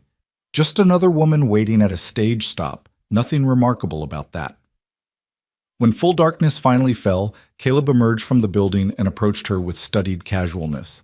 To any observer, it would look like a concerned friend checking on someone who'd suffered a disappointment. "Time to go," he said quietly. "You've been visible enough." Evelyn stood, making a show of stretching stiff muscles. "I should tell Mr. Jacobson I'm stepping out for some air." "Already handled. Told him you weren't feeling well, that I'd take you for a short ride to clear your head. He thinks we'll be back in an hour." They collected the horses and rode out slowly, as if in no particular hurry. Only when they were well away from the stage stop did Caleb change direction, leading them into the hills that overlooked the valley. He'd clearly scouted the location earlier. He navigated through the darkness with confidence, finally stopping at a sheltered position that offered a clear view of the stage stop below while keeping them hidden from observation. "We'll take shifts," Caleb said as he helped Evelyn dismount. 2 hours on watch, 2 hours rest. I'll take the first watch." He'd brought supplies for an extended stay: bedrolls, food, water, and a spyglass for watching the stage stop. The camp he set up was efficient and minimal, designed to leave no obvious trace of their presence. Evelyn wrapped herself in her bedroll but found sleep impossible. The night air was cold, carrying the sharp clarity that came with high altitude, and every sound seemed magnified in the darkness. She could hear Caleb moving quietly nearby, the soft sounds of him settling into position to watch the stage stop. After perhaps half an hour of pretending to rest, she gave up and joined him. "Can't sleep." "Figured you might not be able to," Caleb said without turning from his surveillance position. "First time doing something like this? Is it that obvious?" "You're doing fine, but yes, the adrenaline makes rest difficult." He handed her the spyglass. "Want to take a look?" Through the lens, the stage stop appeared much closer, details visible despite the distance and darkness. Lamplight glowed in a few windows. She could see Jacobson moving around inside, probably preparing to close up for the night. "What exactly are we watching for?" Evelyn asked. "Anything unusual. Someone arriving after dark and asking questions about you, mail being tampered with, signs of surveillance from other positions. Langford is cautious. If he takes the bait, he won't rush in blindly. He'll watch, gather information, make sure it's not a trap before he makes any move. And if he determines it is a trap, then he disappears, and we're back to square one," Caleb said frankly. "But at least we tried." They settled into a companionable silence, passing the spyglass back and forth every few minutes. The stars overhead were brilliant, undimmed by any city lights, and Evelyn found herself thinking about Caroline Mercer. Had she seen stars like this during her doomed journey west? Had she felt this same mixture of hope and fear, not knowing she was walking into disaster? "Tell me about her," Evelyn said quietly. "Your sister. What was she like?" Caleb was still for so long that Evelyn thought he wouldn't answer. Then softly, he began to speak. "She was brilliant, not just smart, brilliant. Could read a book once and quote passages back to you weeks later. She learned French from a neighbor woman just because she thought it sounded beautiful. When our parents died, she was devastated, but she didn't fall apart. She took charge of practical things, helped me figure out what needed to be done. She was stronger than anyone gave her credit for." His voice carried the weight of old grief, worn smooth by time but never truly diminishing. "She wanted to be a teacher," he continued. "Maybe eventually open a school for girls, give them the kind of education she'd never had access to in Kansas. She talked about it all the time, how women deserved the same opportunities as men, how education was the key to independence. She would have been magnificent at it." "She sounds remarkable," Evelyn said. "She was. And Langford took all of that, all that potential, all those dreams, and turned them into tools to destroy her. He read her perfectly, understood exactly what she wanted, and used it against her." "Is that why you became a Pinkerton agent? To find him?" "Partly. Also because I needed to do something that mattered, something that might prevent other families from experiencing what we went through. The agency does good work when it's not being used by rich men to break strikes. Tracking con artists, recovering stolen property, finding missing people. That's work I can believe in." Evelyn thought about that. How tragedy could be transformed into purpose. How grief could be channeled into action. It was what she was trying to do herself, wasn't it? taking her own pain and using it to fuel something constructive. Do you think she'd be proud of you? Eveline asked. Caroline, I mean, for what you're doing. Caleb considered the question. I think she'd understand it. Whether she'd be proud or worried, I honestly don't know. Caroline believed in justice, but she also believed in moving forward, not letting the past consume you. I'm not sure I've managed that second part very well. You built a ranch. You have people who depend on you, who respect you. That's moving forward. Is it? Or is it just another form of waiting, keeping myself busy while I hunt the man who killed my sister? The question hung between them, unanswerable. Before Eveline could attempt a response, Caleb suddenly tensed. Movement, he said quietly, raising the spyglass. Someone's approaching the stage stop, on foot, from the west. Eveline's heart rate spiked. Can you see who it is? Not clearly. They're staying in the shadows, moving carefully. Whoever it is doesn't want to be seen. They watched in tense silence as the figure approached the stage stop, paused near the entrance, then seemed to circle around to the side of the building where the postal station was located. The person was there for perhaps 5 minutes before retreating back into the darkness, disappearing in the direction they'd come from. Could you see anything? Eveline asked urgently. Was it him? Was it Langford? I don't know, Caleb admitted, frustration evident in his voice. They were too far away, too careful about staying out of the light. Could have been Langford, could have been someone checking mail for him, could have been completely unrelated to our operation.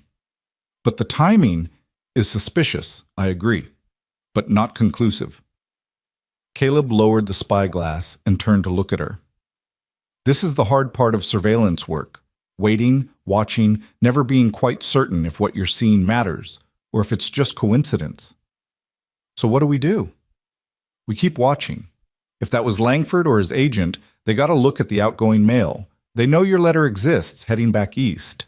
The question is what they do with that information. The rest of the night passed slowly, marked by the gradual rotation of stars overhead. Caleb eventually insisted Eveline try to sleep, taking the watch himself.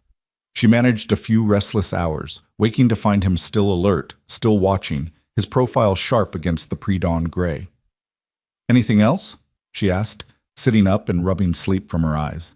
Nothing significant. A couple of travelers passed through around midnight. Jacobson closed up around 10 and hasn't emerged since.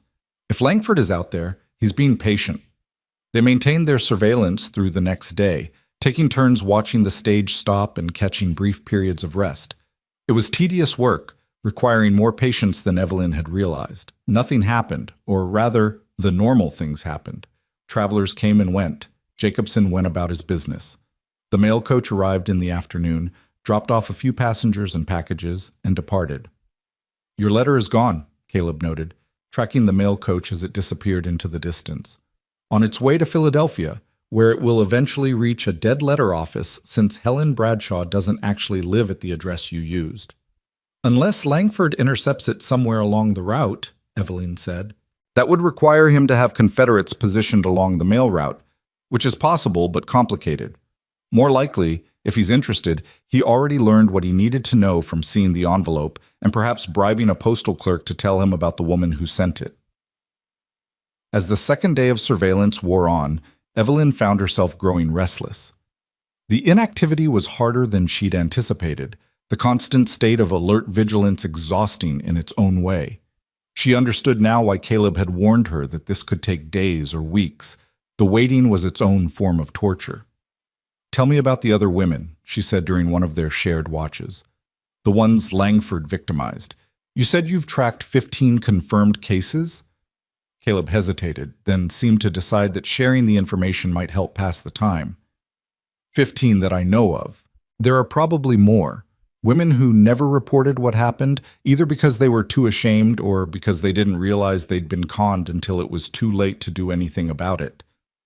What happened to them after Langford disappeared? Different things.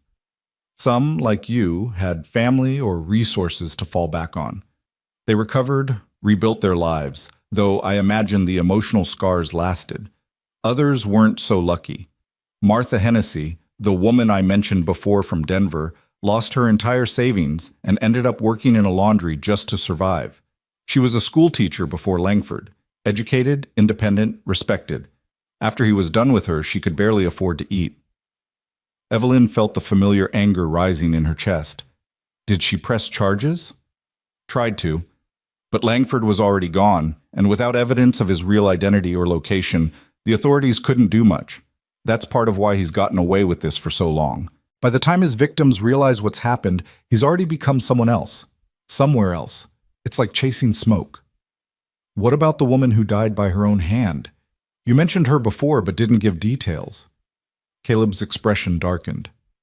Her name was Elizabeth Chen. She was from San Francisco, daughter of Chinese immigrants who'd built a successful import business.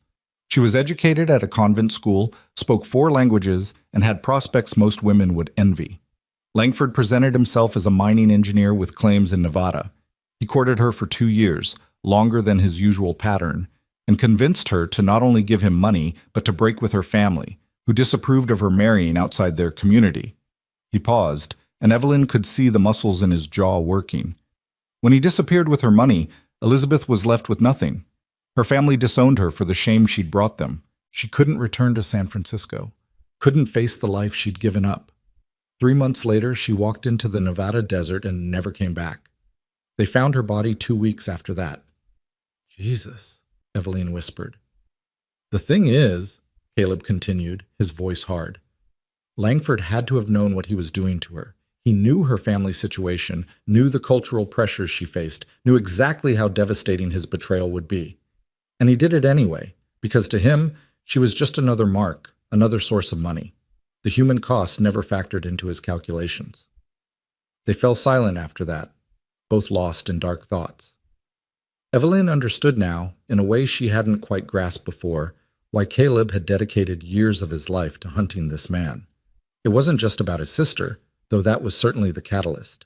It was about all of them, all the women whose lives had been damaged or destroyed by a man who saw them as nothing more than profitable opportunities. The 3rd day of surveillance brought a change. Around mid-morning, a well-dressed man arrived at the stage stop on horseback. Even from their distant vantage point, it was clear he wasn't a typical traveler. His clothes were too fine, his horse too expensive. He carried himself with the confidence of someone accustomed to moving through the world without obstacles. That's interesting, Caleb murmured, training the spyglass on the newcomer. He's asking Jacobson questions. Lots of gesturing, pointing around. Now, Jacobson's shaking his head, looking confused. Can you see his face? Evelyn asked, trying to keep the urgency out of her voice. Not clearly enough for a positive identification. He's wearing a hat pulled low and the angle's wrong. But his build is right. Matches the description I have of Langford from witnesses who actually saw him in person. Mid-30s, about 6 feet tall, lean build, moves with easy confidence. They watched as the man spent perhaps 20 minutes at the stage stop, talking with Jacobson and occasionally glancing around as if assessing the area. Then, abruptly, he mounted his horse and rode off in the direction he'd come from, west, toward a cluster of small settlements. That was him, Evelyn said with certainty she couldn't quite explain.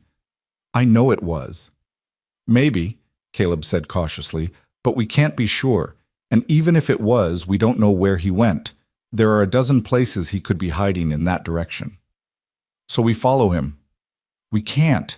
By the time we break camp and get down there, he'll be long gone, and if he is Langford, he'll be watching for pursuit. If we tip our hand too early, he'll disappear. Evelyn wanted to scream with frustration.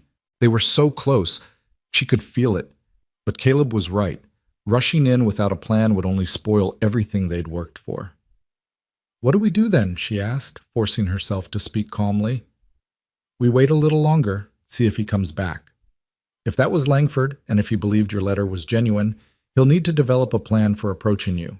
He's not going to just walk up and reintroduce himself. He'll need a new angle, a new story. That takes time. They maintained their watch through the rest of the day and into the evening. The well-dressed stranger didn't return, but Evelyn noticed something else. Around sunset, a different man appeared, younger and less refined than the first. He didn't enter the stage stop, just loitered nearby for a while, smoking a cigarette and apparently watching the building. Look out, Caleb said, identifying the man's purpose immediately. Someone's keeping an eye on the place. The question is whether it's related to our operation or something else entirely. Could Langford have hired someone to watch for him? Possible. He's used accomplices before, though usually for more active roles. Having someone simply observe and report is more sophisticated than his typical methods, but he's had years to refine his approach. The young man eventually left, disappearing into the gathering darkness. Caleb made careful notes about his appearance, height, weight, distinguishing features, the direction he'd gone. Everything might be relevant later, or none of it might matter. That was the uncertainty they lived with. On the fourth day, Evelyn was starting to think the entire plan had been a failure when things finally shifted. It was early afternoon, the sun beating down with autumn warmth, when a woman arrived at the stage stop in a small buggy. She was well dressed, clearly not a typical frontier traveler, and she carried herself with purpose. Caleb tensed immediately. That's new. Through the spyglass, they watched as the woman entered the stage stop and emerged a short time later with Jacobson. The two of them stood outside, the woman gesturing animatedly, Jacobson shaking his head and looking bewildered. Finally, the woman pressed what looked like money into Jacobson's hand, and his demeanor changed. He nodded, disappeared inside, and returned with what appeared to be a letter. "She's asking about you," Caleb said, his voice tight with controlled excitement. "She just bought information from Jacobson. Now she's reading something, probably your letter to Bradshaw. Jacobson must have kept it, or made a copy before sending the original." "Can a postal clerk do that? Isn't that illegal?" "Extremely illegal. But Jacobson isn't technically a postal clerk. He just handles mail as part of running the stage stop. And if someone offers him enough money, apparently his scruples are negotiable." They watched as the woman read the letter, nodded with satisfaction, and handed it back to Jacobson. She spoke to him for a few more minutes, then returned to her buggy and drove off, heading west, in the same direction the well-dressed man had gone. "What just happened?" Evelyn asked, trying to make sense of what they'd witnessed. If I had to guess, that was Langford's way of confirming the letter was legitimate. He sent a woman, maybe a wife or partner, maybe just someone he hired, to verify the story. Women attract less suspicion, especially in situations like this. Jacobson would be more likely to talk to a sympathetic woman asking about another woman in distress than he would to a man asking questions. So now Langford knows I'm supposedly waiting here, alone and vulnerable, with at least some money left. Exactly, which means the next move is his. He'll develop an approach. Some new identity, some new story to explain why Thomas Langford never showed up. But this other man is here to help you. Caleb lowered the spyglass and looked at Evelyn. This is where it gets dangerous. If he comes back, he'll be looking for you. And when he doesn't find you at the stage stop, he's going to start asking harder questions. So we need to give him a target he can find, Evelyn said, understanding dawning. We need me to actually be at the stage stop when he comes looking. Absolutely not, Caleb said flatly. That wasn't part of the plan. The plan was to draw him out, and it's working. But if he arrives and I'm not there, he'll know something is wrong. We'll lose him. We'll find another way. There isn't another way, Evelyn interrupted, surprised by her own vehemence. You said yourself he's cautious, careful, smart. If anything seems off, he'll disappear. The only way this works is if I'm there, if everything appears exactly as the letter suggested. Me, alone, waiting for a stage, vulnerable and desperate. With me hidden nearby, Caleb countered. The moment he approaches you, I move in. But Evie, you need to understand what you're agreeing to. Langford is dangerous. We don't know how he'll react when confronted. We don't know if he's armed, if he has backup, if he'll try to take you hostage or worse. I understand the risks, Evelyn said, though her hands were trembling slightly. And I'm still willing to take them. This man destroyed my life, Caleb. He destroyed your sister's life. How many more women are we going to let him hurt because we're too cautious to take necessary risks? They stared at each other, wills clashing in the afternoon heat. Finally, Caleb looked away. You're as stubborn as Caroline was, he muttered. All right, but we do this smart. We set up properly, we have escape routes planned, and at the first sign of real danger, you run. Not negotiate, not try to help me, just run. Can you promise me that? I promise, Evelyn said, and meant it. She wanted justice, but she wasn't suicidal. They spent the next several hours planning in meticulous detail. Caleb would position himself inside the stage stop, hidden but close enough to intervene immediately if needed. Evelyn would be outside, visible, playing the role of a woman waiting for transportation. They developed signals. If she touched her left ear, it meant she felt threatened and wanted Caleb to intervene immediately. If she stood and walked toward the building, it meant she was trying to draw Langford inside where Caleb would have a better tactical advantage. As the sun began its descent toward evening, they made their move. Caleb rode down openly, leaving Evelyn to follow on foot after a short interval, the fiction being that they'd had a falling out, that she'd insisted on managing alone from here. He spoke with Jacobson, explaining that Miss Porter would be returning shortly, that she'd decided to wait for the stage after all. Jacobson seemed unsurprised, probably assuming Evelyn had simply been staying elsewhere and was now ready to move on. Caleb paid for another night's lodging, then made a show of riding off, heading east as if returning to his ranch. In reality, he circled back on foot, entering the stage stop through a rear entrance and concealing himself in a storage room that offered a clear view of the main area. Evelyn waited until full darkness before approaching the stage stop herself, carrying her small bag and looking appropriately weary. Jacobson greeted her with professional courtesy, showed her to her room, and informed her that the stage would indeed arrive in the morning as scheduled. "Will you be wanting dinner, Miss Porter?" he asked. "Just something light, please. I'm not very hungry." She forced herself to eat the bread and cheese Jacobson brought, knowing she needed her strength for whatever was coming. Then, as the evening deepened, she went outside and sat on that familiar bench, wrapped in her cloak against the cold, and waited. The stars emerged, brilliant and indifferent. Somewhere in the darkness, Caleb was watching, ready to act. Somewhere else, possibly, Thomas Langford was planning his approach, preparing to spin new lies to a woman he believed was still under his power. Evelyn touched the small knife Caleb had insisted she carry in her pocket, a last resort, something to defend herself with if everything went wrong. She hoped desperately she wouldn't need it, but she also knew, with a clarity that came from hard experience, that hope was not a strategy. So she sat and she waited, and she prepared herself for the confrontation that was coming. Not with the naive optimism of the woman who'd first arrived at this stage stop weeks ago, but with the harder wisdom of someone who'd learned that trust had to be earned, that pretty words could hide ugly intentions, and that sometimes the only way through fear was straight into its heart. The night grew colder. Evelyn pulled her cloak tighter and kept her vigil, knowing that somewhere out in that vast darkness, a predator was circling, and that soon, very soon, he would make his move. He came with the dawn. Evelyn had dozed fitfully through the night, jerking awake at every sound, her hand instinctively moving to the knife in her pocket. But it wasn't until the sky began its slow shift from black to gray that she heard the distinctive sound of a horse approaching at an easy walk, unhurried and confident. She was back on the bench, had positioned herself there deliberately as soon as she'd heard the hoofbeats, wanting to appear natural, vulnerable, unguarded. Her heart hammered against her ribs, but she kept her breathing steady, her posture that of a woman resigned to waiting, not one braced for confrontation. The rider resolved out of the early morning mist like something from a dream, or perhaps a nightmare.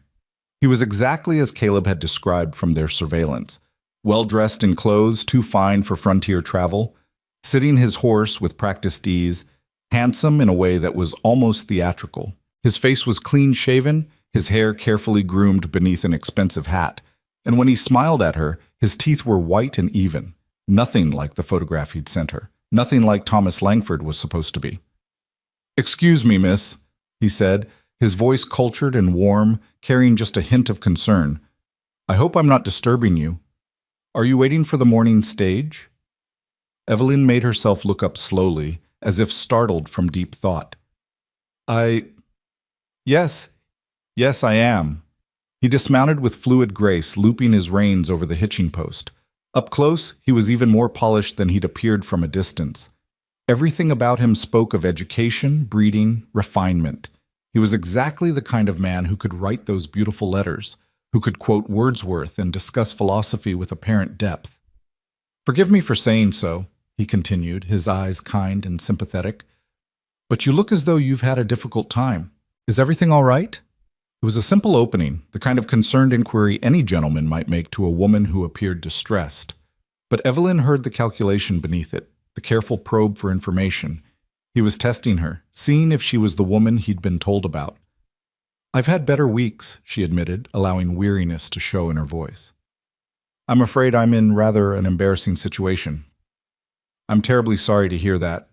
He took a step closer, not threatening, just solicitous. "My name is James Blackwood.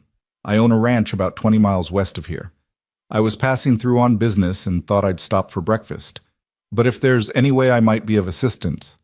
James Blackwood. A new name, a new identity, but the same predator beneath the polished exterior. Evelyn felt a cold clarity settle over her, sharpening her senses. This was him. This was Thomas Langford, or whatever his real name was. The man who'd destroyed Caroline Mercer and Elizabeth Chen and Martha Hennessy and all the others. The man who'd taken her money and her trust and left her with nothing but ashes.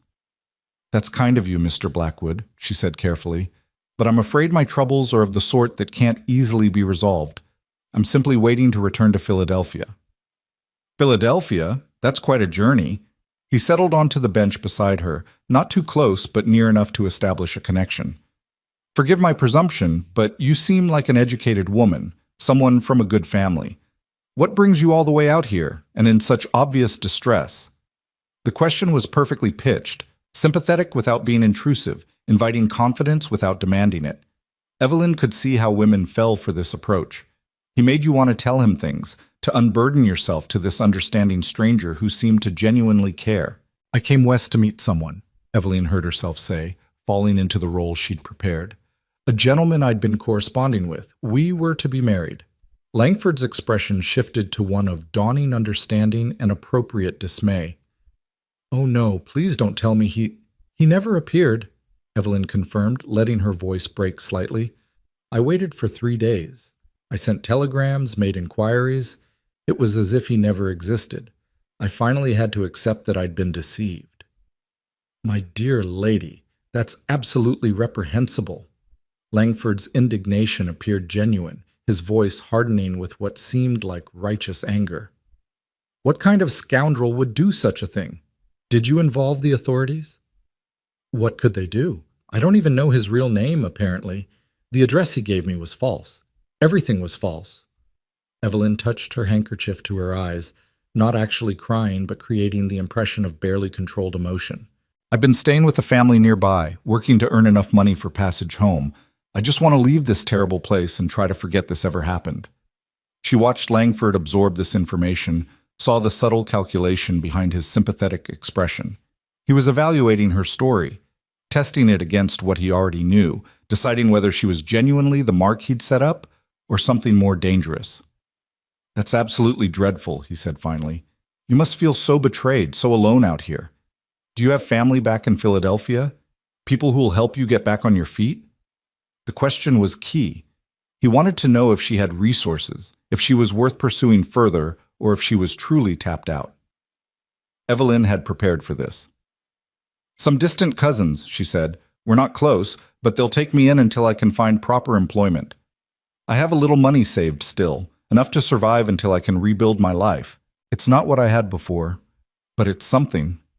The mention of remaining money was bait, and she saw the flicker of interest in Langford's eyes. Not greed exactly, he was too controlled for that, but calculation. A woman with some resources left, emotionally vulnerable, desperate to trust someone after being betrayed. Perfect prey. "Miss..." He paused delicately. "I'm sorry, I didn't catch your name."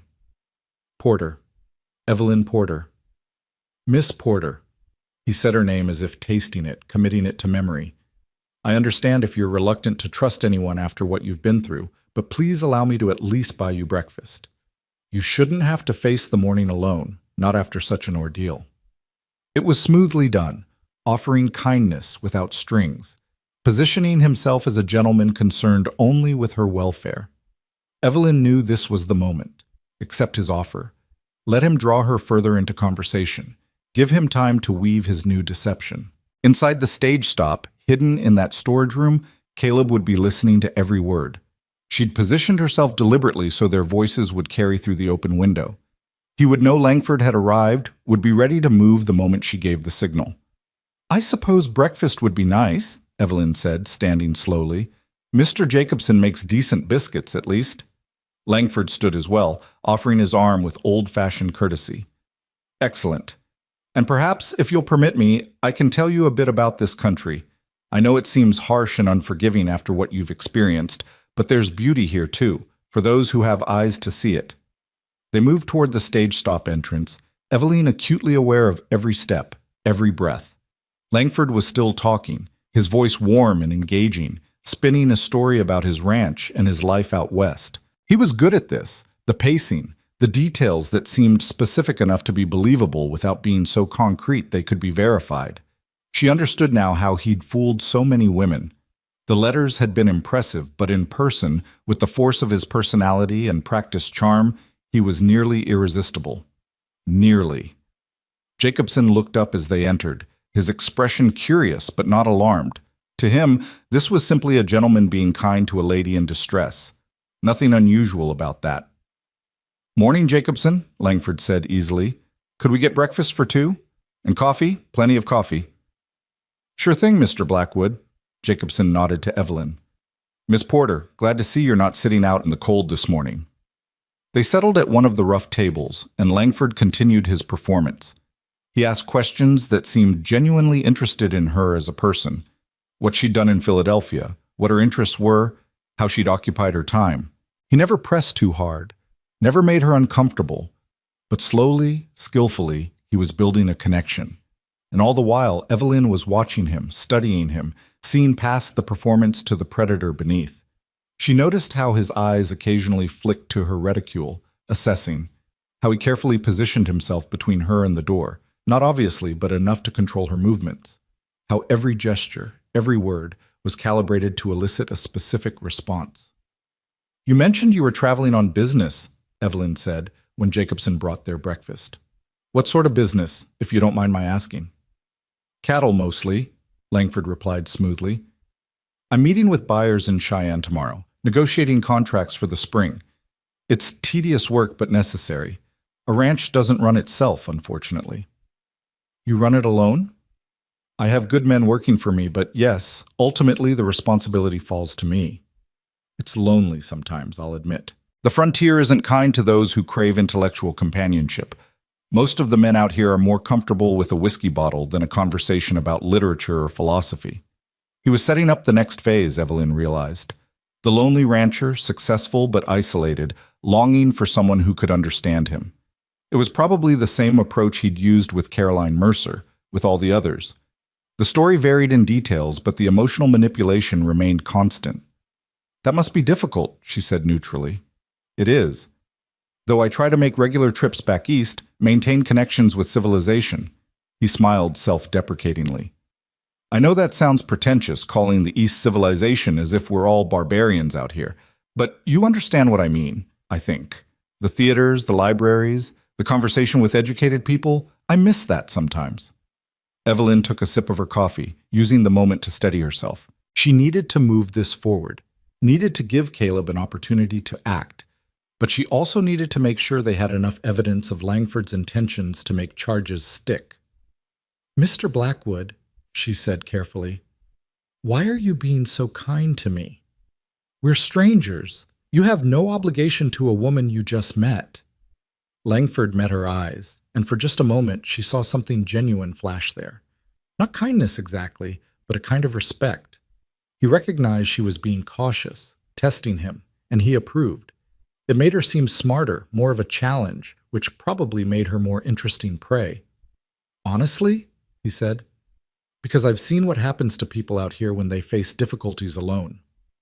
The frontier can be brutal, Miss Porter. It breaks people who don't have support, who don't have someone to lean on when times are hard. I wouldn't be able to live with myself if I simply rode away and left you to struggle alone, not when I have the means to help." "Help how?" The question was direct, perhaps too direct, but Eveline needed to know his angle. "Well," Langford said thoughtfully, "I'm not suggesting anything improper, of course, but if you needed a place to stay for a few days, somewhere safe while you make arrangements for your journey home, my ranch has a guest room. My housekeeper is a very respectable woman who could serve as a chaperone. It would give you time to rest, recover your strength, perhaps earn a bit of extra money helping with books or correspondence if you're inclined. No obligation, no expectations beyond honest work for honest pay. There it was, the offer that seemed generous and practical, but would place her isolated and vulnerable on his property, miles from anyone who might help. She'd be dependent on him for food, shelter, transportation. Any money she had would become accessible to him through a dozen subtle manipulations. And if she refused his advances or caught on to his true nature, she'd be too far from civilization to easily escape or get help. Caroline Mercer had probably received a similar offer. Elizabeth Chen certainly had. How many others had walked into this same trap, seeing only kindness where there was actually cold calculation? That's very generous, Evelyn said slowly, but I wouldn't want to impose, It's not an imposition, Langford insisted. Truly, the house is large and I'm away much of the time anyway. You'd actually be helping me out. Like I said, I'm terrible with correspondence and bookkeeping. I could genuinely use someone with your skills. He was pushing now, sensing that he had her off balance. The offer was too good, which should have been a warning sign, but he was framing it as mutual benefit rather than charity. Evelyn could see how effective this approach must be. Women who were proud, who didn't want to accept handouts, could tell themselves they were earning their keep. She glanced toward the back of the room, where she knew Caleb was hidden. They had enough now, didn't they? Langford had established his new identity, made his play for her trust, offered the trap that would isolate her. But some instinct made her hesitate, made her want to push just a little further. "Mr. Blackwood," she said quietly, "have we met before?" Langford's expression didn't change, but Evelyn sensed the sudden spike of tension in him. "I don't believe so. I'm certain I would remember. It's just, you remind me of someone. The way you speak, certain phrases you use. It's probably nothing, just my mind playing tricks after everything that's happened." She was testing him, seeing how he'd react to the suggestion that she might recognize him. A truly innocent man would be puzzled, but unbothered. Langford's reaction was more controlled, more guarded. "We all have common mannerisms," he said smoothly, "especially those of us with similar educational backgrounds. But no, Miss Porter, I'm quite certain we haven't met. I would definitely remember a woman as remarkable as yourself." The compliment was reflexive, an automatic redirection away from dangerous territory. And in that moment, Evelyn realized something that made her blood run cold. Langford wasn't working alone this time. The woman who'd come to verify her letter, the young man who'd been watching the stage stop, they were part of his operation, which meant there might be others nearby, backup in case something went wrong. She needed to signal Caleb, needed to move this to a conclusion before Langford's confederates arrived. But before she could act, the decision was taken out of her hands. The door to the stage stop opened, and the woman from the buggy walked in. She was dressed differently now, more practically like someone who belonged in frontier country, but Evelyn recognized her immediately. The woman's eyes swept the room, took in the scene of Langford sitting with Evelyn, and something flickered across her face. Surprise? Concern? It was gone too quickly to identify. "James," the woman said, her voice carrying a note of familiarity that sent warning bells clanging in Evelyn's mind. "I've been looking for you. We need to leave soon if we're going to make Cheyenne by tomorrow." Langford's expression remained pleasant, but Evelyn saw the tightness around his eyes. This wasn't part of his plan. The woman's arrival was unexpected, possibly unwelcome. "Catherine," he said smoothly, standing to greet her. "I wasn't expecting you until later. Miss Porter, this is Catherine Wells, my business associate. Catherine, this is Miss Evelyn Porter. She's had some difficulties and I was just offering assistance." Catherine's gaze shifted to Evelyn, assessing her with an intensity that was almost physical. "How charitable of you," she said, but there was something brittle in her tone. "Miss Porter, you should know that James has a reputation for helping damsels in distress. It's quite admirable, really." The words were superficially supportive, but the subtext was clear. This woman was warning her off, marking territory. Evelyn's mind raced. Was Catherine a confederate in Langford's schemes, or was she another victim, one who'd fallen for his lies and now worked with him either willingly or through some form of coercion? "I appreciate Mr. Blackwood's kindness," Evelyn said carefully. "Though I haven't accepted his offer of employment yet, I was just explaining that I need to think about it." "Very wise," Catherine said, her smile not reaching her eyes. "It's always good to be cautious with strangers, isn't it? even ones who seemed trustworthy. The tension in the room had shifted, become something more complex than just Langford's predation. There were currents here Evelyn didn't fully understand, relationships and dynamics that weren't immediately obvious. But one thing was clear: Catherine's arrival had disrupted Langford's plan, made him uncertain, and uncertain men made mistakes.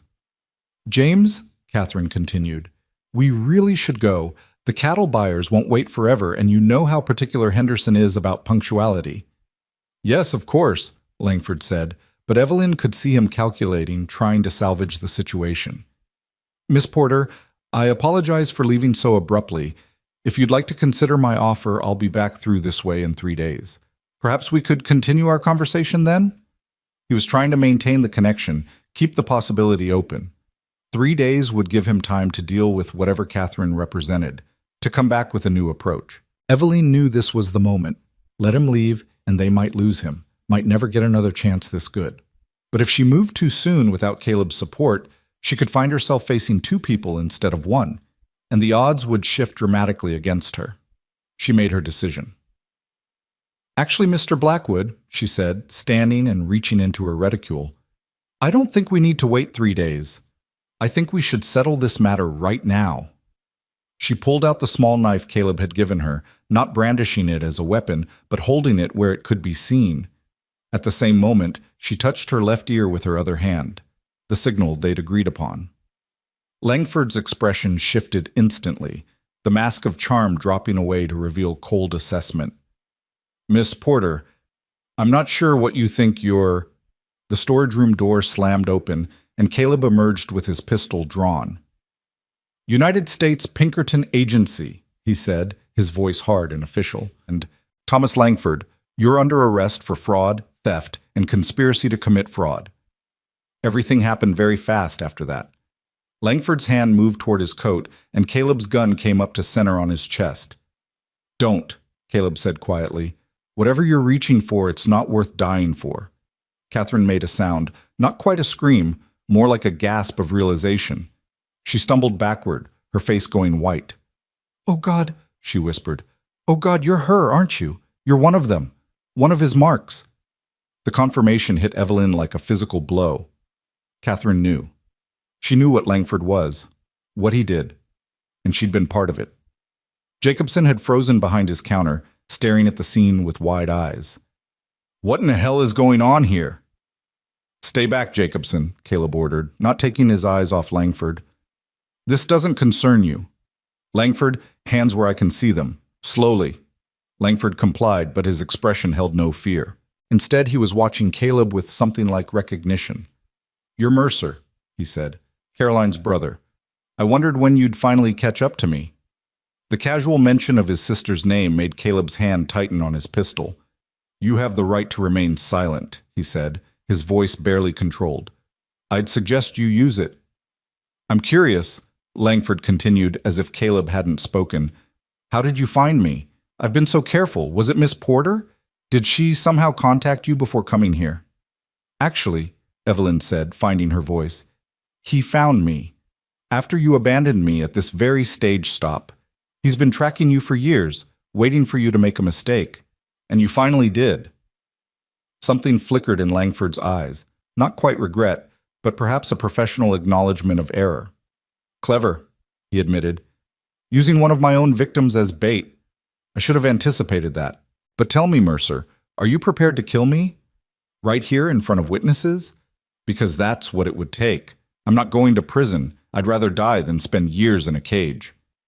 "That can be arranged," Caleb said flatly. "Caleb, no." Evelyn hadn't meant to cry out, but the words came automatically. This wasn't justice. This was execution. No matter what Langford had done, killing him in cold blood would destroy Caleb as surely as it would end Langford's life. Catherine moved then, a sudden jerky motion that made both Caleb and Evelyn startle. But she wasn't going for a weapon. She was pulling something from her own bag.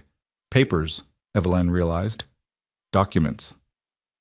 "I have proof," Catherine said, her voice shaking but determined. "Letters, bank records, testimonies from women he's victimized.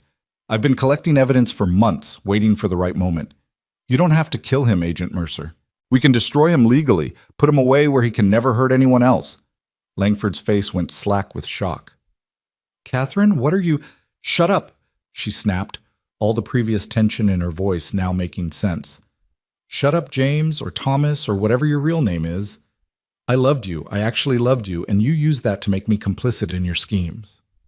You convinced me the women deserved it, that they were greedy and foolish, and we were just teaching them lessons. But then I started actually talking to some of them, started seeing what you'd done to their lives, and I realized you'd done the same thing to me. You just did it slower, more completely, so I didn't recognize the cage you'd built until I was already locked inside. Her hands were shaking as she held out the papers to Caleb. Take these. It's everything you need to convict him.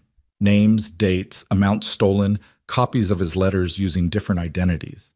I've been documenting everything, waiting for someone like you to come along so I could finally get out. Caleb moved cautiously, keeping his gun trained on Langford while reaching for the papers. Evelyn stepped forward to take them from Catherine, giving Caleb's gun hand a clear line of fire. The documents were extensive, months or even years of meticulous record-keeping. Why? Evelyn asked Catherine softly. Why did you keep helping him if you knew what he was doing? Catherine's laugh was bitter. Because I had nowhere else to go. Because he convinced me I was just as guilty as he was, that if he went down, I'd go down with him. Because leaving meant admitting I'd been a fool, that I'd wasted years of my life on a man who saw me as just another tool. Her eyes met Evelyn's. But watching him work on you, seeing him prepare to do to you what he'd done to so many others, I couldn't anymore. I just couldn't. Langford had been silent through this exchange, but now he spoke, his voice lacking all its previous warmth and charm. You stupid bitch! You've destroyed everything. No, Catherine said with surprising strength. You destroyed everything. I'm just making sure everyone knows it. Caleb had pulled out a set of handcuffs from his coat. Langford, turn around, hands behind your back. For a moment, Evelyn thought Langford might refuse, might force the confrontation to its logical, violent conclusion. But something in Caleb's eyes must have convinced him that the Pinkerton agent was perfectly willing to pull that trigger, because he complied, turning slowly and placing his hands behind his back. The click of the handcuffs closing felt like the end of something, not just the case, but something larger. Years of hunting, years of grief and anger and determination, coming to fruition in a dusty stage stop in the middle of Wyoming territory. Thomas Langford, Caleb said formally, you are under arrest for multiple counts of fraud, theft by deception, and conspiracy to commit fraud. Additional charges may be filed pending investigation of your activities. You will be transported to Cheyenne to await trial. Do you understand these charges? Langford said nothing, his face carved from stone. Caleb looked at Jacobson, who was still standing frozen behind his counter. I'll need you to witness this arrest and sign a statement, and I'll need your cooperation regarding the mail fraud he committed through your establishment. I didn't know, Jacobson stammered. I swear, Agent Mercer, I didn't know what he was doing. He just offered me money for information, said he was trying to help a lady friend. We'll sort that out later, Caleb cut him off. Right now, I need you to prepare a room where I can secure the prisoner until I can arrange transport. As Jacobson hurried to comply, Evelyn turned to Catherine. What will happen to you? I don't know, the woman admitted. I suppose that depends on whether Agent Mercer believes I was a victim or an accomplice. Probably both, if I'm honest. Caleb glanced at her, his expression unreadable. You'll need to make a full statement, testify at trial. If what you're saying is true, if you have real evidence against him, the prosecutor might offer you immunity in exchange for cooperation. I'll do whatever it takes, Catherine said. I just want this to be over. Evelyn understood that feeling completely. The need for closure, for the story to finally reach its ending so that something new could begin. She'd been living in the aftermath of Langford's betrayal for weeks now, her life suspended in a kind of limbo. Now, watching him in handcuffs, seeing the monster stripped of his charm and reduced to just another criminal, she felt something inside her begin to shift. It wasn't quite healing. That would take time, maybe years. But it was the possibility of healing, the first tentative step toward reclaiming herself from the wreckage he'd made of her life. Caleb secured Langford in a back room, with Jacobson standing nervous guard. Then he returned to where Evelyn and Catherine waited. The papers Catherine had provided spread on the table between them. "This is good work," he said to Catherine, leafing through the documents. "Thorough, organized, exactly what we need. How long have you been compiling this?" 8 months, Catherine said. "Since I realized what I'd gotten myself into and started looking for a way out. I knew I couldn't just leave. He'd find me, convince me to come back, or worse. I needed leverage, insurance. So I started documenting everything." "Did he know you were doing this?" "No.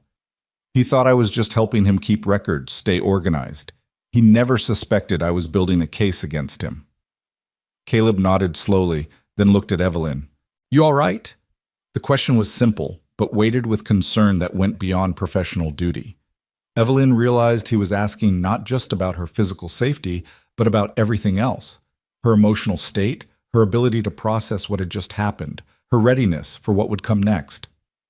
"I'm fine," she said, and was surprised to find it was mostly true. "Or I will be." "Caleb, we did it. We actually caught him." "You did it?" Caleb corrected. "Your plan, your bravery. I just provided backup."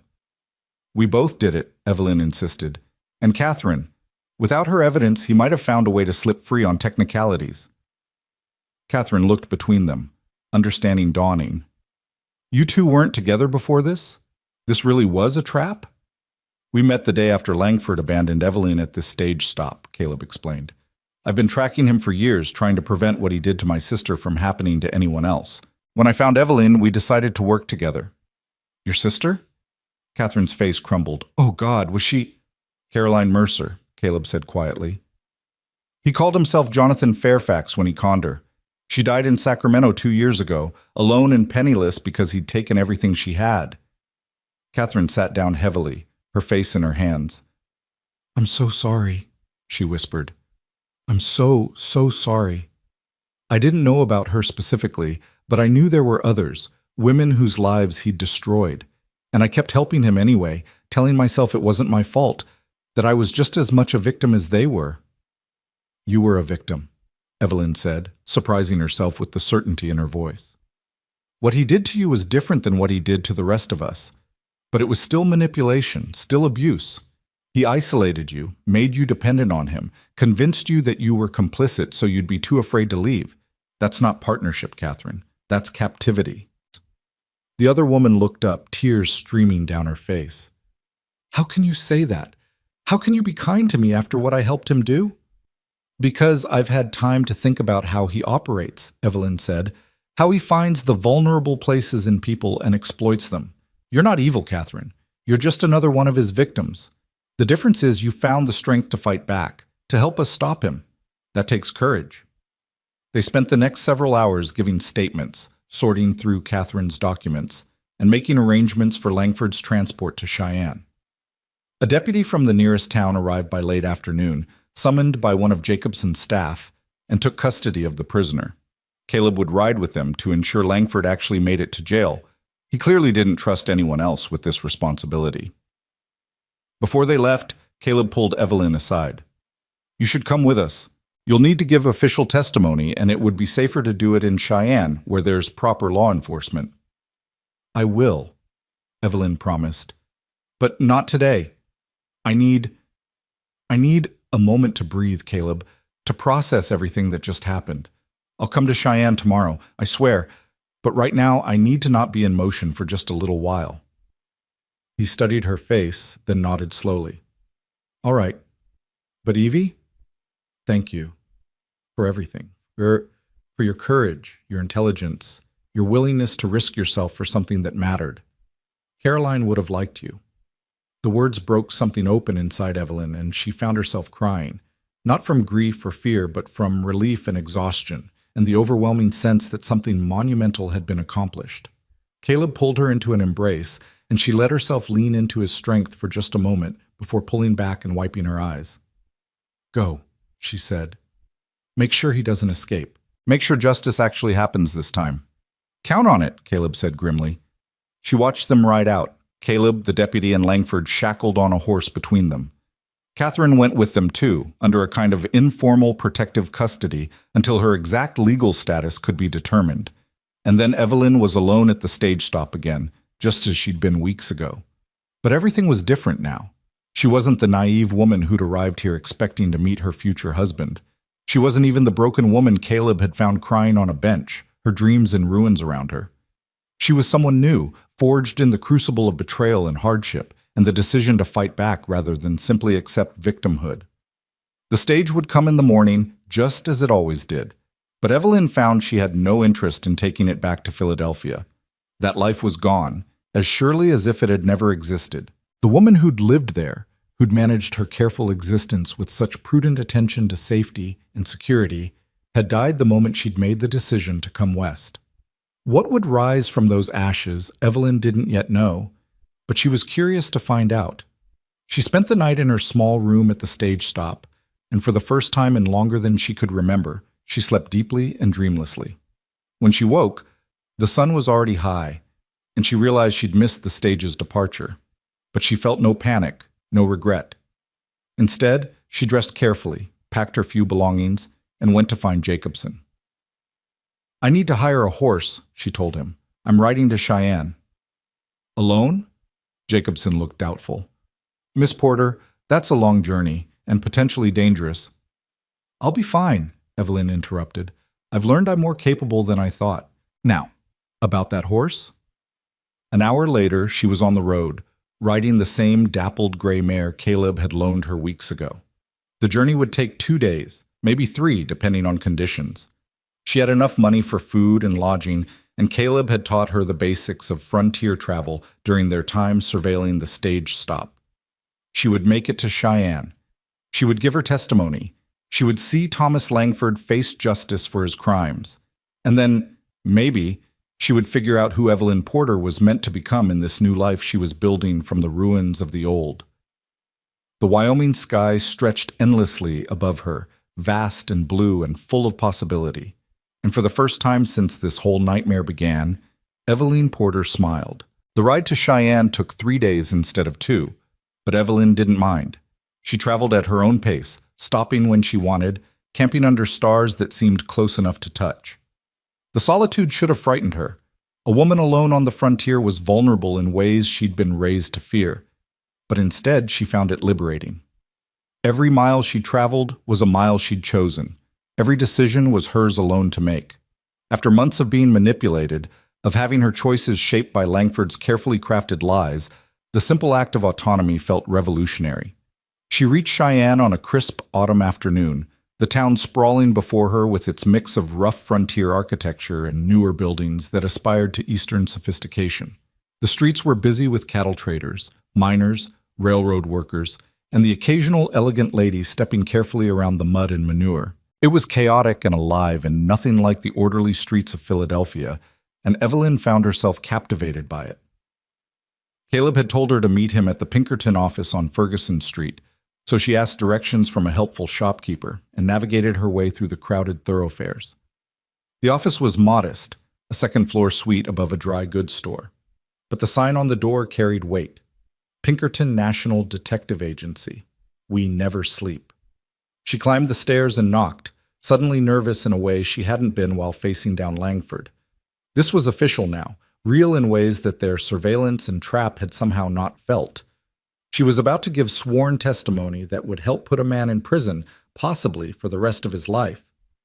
The responsibility of that settled heavy on her shoulders. Caleb opened the door himself, and his face split into a genuine smile when he saw her. "Evie, I was starting to worry you'd changed your mind about coming." "I told you I would," she said, returning his smile. "I just needed an extra day on the road." He ushered her into a room that was equal parts office and war room. Maps covered one wall, pinned with markers and notes. Filing cabinets lined another. A large desk dominated the center space, covered in papers and documents that Evelyn recognized as Catherine's evidence. 2 other men were present, one a distinguished older gentleman in a suit, the other younger and clearly another field agent like Caleb. "Miss Porter," the older man said, standing to greet her. "I'm William Sterling, Regional Director for Pinkerton. Agent Mercer has told me a great deal about you. Your assistance in apprehending Thomas Langford has been invaluable." I'm glad I could help, Evelyn said, shaking his offered hand. Has he been formally charged? Multiple counts, Sterling confirmed. Mail fraud, theft by deception, conspiracy to commit fraud, and we're investigating whether we can make a case for manslaughter in relation to Caroline Mercer's death. The prosecutor believes we have a strong case, particularly with the documentation Miss Wells provided. How is Catherine? Evelyn asked. Is she being charged as well? Sterling exchanged a glance with Caleb before responding. That's still being determined. She's cooperating fully, and her testimony will be crucial to securing convictions on all counts. The prosecutor is inclined to offer her immunity in exchange for that cooperation, but there are some who feel she should face consequences for her role in Langford's schemes. She was a victim, Evelyn said firmly. Maybe not in the same way the rest of us were, but he manipulated her just as thoroughly. She found the courage to fight back and help us stop him. That should count for something. Your opinion will carry weight, Sterling said. As one of his victims, your perspective on Miss Wells' culpability matters, but that's a conversation for later. Right now, I need you to give a complete statement about your interactions with Langford, starting from the first letter you received. The process took hours. Evelyn walked them through every detail she could remember. The timing of letters, the specific phrases Langford had used, the photograph that wasn't him, the request for money, the instructions to meet him at Jacobson's stage stop.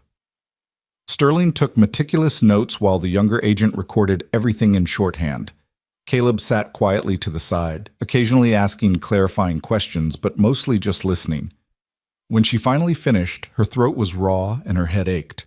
Sterling reviewed his notes, asked a few follow-up questions, then nodded with satisfaction. This is excellent, Miss Porter. Combined with Miss Wells' documentation and the testimony of other victims we've located, I'm confident we can secure a conviction. Langford will spend the rest of his life in prison. What about the other women? Evelyn asked. The ones he victimized before me? Have they been notified? We're in the process of contacting everyone we can identify, Sterling said. Some, like Martha Hennessy in Denver, we've already spoken to. Others are proving more difficult to locate. Langford was careful to target women who were isolated, who might not have strong social networks to fall back on. But we're doing our best to reach them all. Let them know justice is finally being served. The thought of those other women, her sisters in victimhood scattered across the territories, made Evelyn's chest tight. I'd like to help with that if I can. Reaching out to them, I mean. It might be easier coming from someone who's been through the same thing. Sterling looked surprised, then thoughtful. That's a generous offer, Miss Porter. Let me discuss it with the prosecutor and see if there's a role for you in the notification process. But first, you should rest. You've had a long journey, and you've done more than your share already. Caleb stood. I'll make sure Miss Porter gets settled. There's a decent boarding house 2 blocks from here. Respectable place, run by a widow named Mrs. Henderson. She keeps clean rooms and sets a good table. Sterling nodded approval. Get some rest, Miss Porter. We'll talk more tomorrow about next steps. Outside, the afternoon had faded into evening, the streets emptying as people headed home for dinner. Caleb walked beside Evelyn, leading her horse, comfortable in the silence between them. It was only when they reached the boarding house that he spoke. You did well in there. I know giving that statement couldn't have been easy, reliving everything. It wasn't, Evelyn admitted. But it also felt important. Like I was taking back the narrative, making my voice part of the official record. Does that make sense? Complete sense. Caleb helped her dismount, then handed the reins to a stable boy with instructions for the horse's care. Evie, I need to tell you something. The trial is going to take months to prepare. Langford has hired expensive lawyers. Apparently he has money hidden away that we haven't located yet. His defense team will try every trick they can think of to get the charges dismissed or reduced. It's going to be a long, ugly process. I understand, Evelyn said. I'm prepared for that. Are you prepared for them to attack your character? Because they will. They'll paint you as a gold digger, a woman who came west looking for easy money and is now embarrassed that her scheme failed. They'll suggest you're lying for attention or for revenge, or because you're working with Pinkerton for some kind of financial gain. The warning made Evelyn's stomach clench, but she forced herself to meet Caleb's eyes. Will they do the same thing to the other women? Probably. It's standard defense strategy in cases like this. Discredit the victims, make the jury doubt their testimony. Then I'm definitely prepared, Evelyn said firmly. Because if standing up there and letting Langford's lawyers attack me means that he goes to prison and can never do this to anyone else, then I can handle whatever they throw at me. I'm not the fragile woman I was when I first arrived at that stage stop, Caleb. I'm stronger now. Something shifted in his expression, pride maybe, or respect, or something deeper that he wasn't quite ready to name. Yes, he said quietly. You are. Mrs. Henderson's boarding house was everything Caleb had promised, clean, respectable, and welcoming in a no-nonsense frontier way. The widow herself was a handsome woman in her 50s, who took one look at Evelyn's travel-worn state and immediately ordered hot water for a bath and a tray of food sent up to her room. You look like you've been through hell and back, dear, she said, with the kind of frank compassion Evelyn was learning to appreciate about Western women. Get yourself cleaned up and fed, and then sleep as long as you need. Everything else can wait until tomorrow. Evelyn followed that advice gratefully, soaking away the dust and strain of travel, eating her first proper meal in days, and then falling into the soft bed with a sigh of relief. She expected to lie awake worrying about the trial, about what came next, about all the uncertainties still facing her. Instead, she slept like the dead and woke to bright sunlight streaming through her window.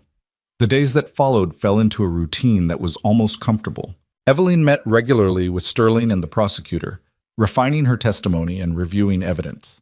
She was introduced to 3 other women Langford had victimized: Martha Hennessy from Denver, a woman named Sarah Chen, who was Elizabeth's cousin and wanted justice for her lost relative, and Jane Morrison from Kansas City, who'd lost her teaching position after Langford's con had left her destitute.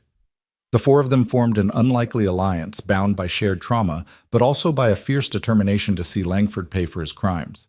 They met for coffee, shared their stories, cried together and raged together, and slowly helped each other begin to heal.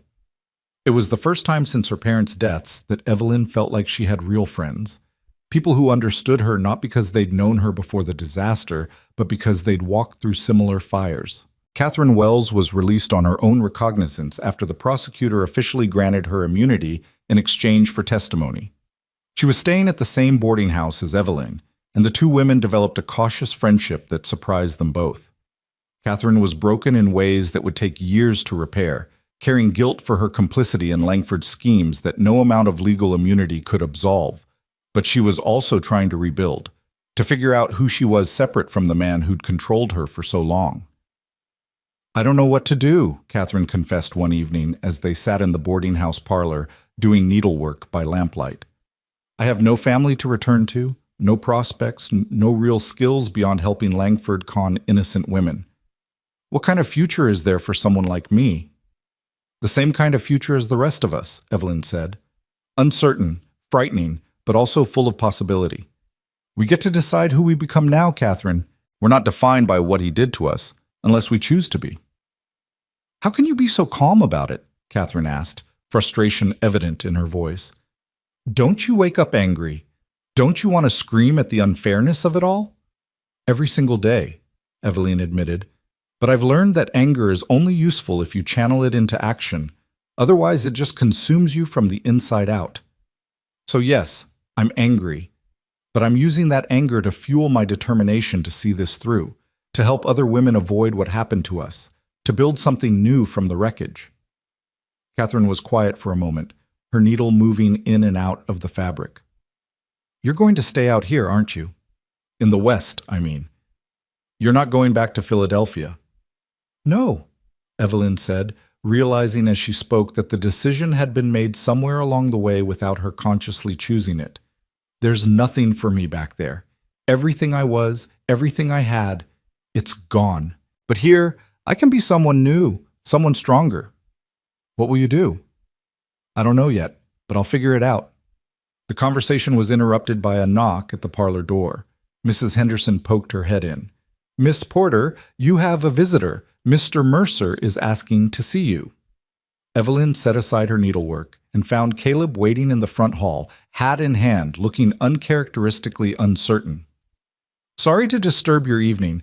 I wanted to talk to you about something, if you have a moment. Of course. Should we walk? They strolled through the evening streets, the air crisp with the promise of coming winter. Cheyenne at night was a different creature than during the day, quieter, softer around the edges, with lamplight spilling golden from windows and the distant sound of a piano playing in a saloon somewhere. "I've been offered a new case," Caleb said, after they'd walked in silence for a few minutes. "Railroad robbery up in Montana. Good pay, probably several months of work. Sterling wants me to take it." "But you're hesitating," Evelyn observed. "I've been hunting Langford for so long that I'm not sure what to do with myself now that he's caught. The case gave me purpose, direction. Without it—" He trailed off, staring at something in the distance. "Without it, you have to figure out who Caleb Mercer is when he's not seeking vengeance for his sister's death," Evelyn finished gently. He looked at her sharply, then slowly nodded. "Something like that, yeah. The ranch needs attention. I've been neglecting it for years, leaving Sam and Tommy to handle everything while I chased ghosts. Maybe it's time to go home, actually try to build the life Caroline would have wanted me to have." "That sounds healthy," Evelyn said. "Scary, but healthy. What about you? Have you thought about what comes next?" Evelyn considered the question carefully. "I want to help the other women. Not just the ones Langford victimized, but women in general who come west unprepared for how hard it can be. I was lucky. I met you before anything worse could happen to me. But there are so many others who aren't that fortunate. Women who get stranded or widowed or conned and have no resources and no support system. I want to do something about that." "What did you have in mind?" "I'm not sure exactly. Maybe some kind of organization that helps women get back on their feet after disasters, provides temporary housing, helps them find employment, offers legal assistance if they've been victimized. It would take funding, and I don't have much capital left, but Mrs. Henderson has been telling me about other women in town who might be interested in supporting something like that." Caleb was quiet, thinking. Then he said, "The ranch has more space than I need. The main house, the guest room you stayed in, even the bunkhouse when Sam and Tommy aren't using it. If you wanted to start something, you could use that as a base. Women could stay there temporarily while they figure out their next steps, work if they want to in exchange for room and board, leave when they're ready. It's isolated enough to offer safety and privacy, but close enough to town to access resources." Evelyn stopped walking, turning to face him fully. "Caleb, are you seriously offering me your ranch as a haven for displaced women?" "I'm offering partnership," he corrected. "You'd run the operation. I'm not equipped for that kind of work emotionally or practically, but I can provide the physical space, some financial backing to get started, protection if anyone needs it. And when I'm not off on cases, I can help with the practical side, repairs, transportation, dealing with any problems that need a man's authority to solve, unfortunately." "Why?" Evelyn asked, her voice barely above a whisper. "Why would you do this?" Caleb met her eyes, and in the lamplight she could see the vulnerability there, the grief he still carried for his sister mixed with something newer and more hopeful. "Because Caroline deserved someone to care when she needed help, and she didn't get it. I can't change that. But I can make sure other women do get that support. And because you're right, you're not the fragile woman I found at that stage stop. You're someone who survived something terrible and came out stronger, someone who wants to use that strength to help others. I admire that, Evie. I want to support it however I can." The offer was so unexpected, so generous, that Evelyn felt tears pricking her eyes. This wasn't romance. Caleb wasn't proposing marriage or even courtship. He was proposing something better, partnership, mutual respect, shared purpose, a foundation to build something meaningful on. "I'd need to work out the details," she said slowly. "Talk to the other women, see who might want to be involved. Figure out funding and logistics and legal structures. It could take months to set up properly." "Take the time you need," Caleb said. "The ranch isn't going anywhere, and neither am I. Well, I might be in Montana for a while, but you know what I mean." Evelyn laughed, despite the tears now flowing freely down her cheeks. "You're a good man, Caleb Mercer. Your sister would be proud of you." "I hope so," he said softly. "I really do hope so." The trial began in early December, when winter had settled over Cheyenne with serious intent. The courthouse was packed every day with newspaper reporters from as far away as San Francisco covering what had become known as the romance fraud case. Langford sat at the defense table looking distinguished and wronged, his expensive lawyers painting him as a victim of misunderstanding and vindictive women. But the prosecution had evidence that couldn't be explained away. Catherine's documentation was damning. Letters in Langford's handwriting using multiple identities, bank records showing suspicious transfers, testimonies from dozens of witnesses who'd seen him with different women in different towns. The prosecution called victim after victim to the stand, each woman telling her story of betrayal and loss. When it was Evelyn's turn to testify, she walked to the witness stand with her head high and her voice steady. Langford's lawyer tried to rattle her, suggesting she'd been a willing participant in some kind of scheme, that she'd known all along what she was getting into and was now crying victim for attention. Mr. Langford presented himself as an honest rancher looking for an educated wife, Evelyn said calmly. He quoted poetry, discussed philosophy, created the illusion of a thoughtful, cultured man. The persona he crafted was designed specifically to appeal to women like me, educated, independent, careful. If I'd received letters from someone who seemed too good to be true, I would have been suspicious. But Mr. Langford was smart enough to include flaws in his character, to mention difficulties and challenges, to make himself seem real.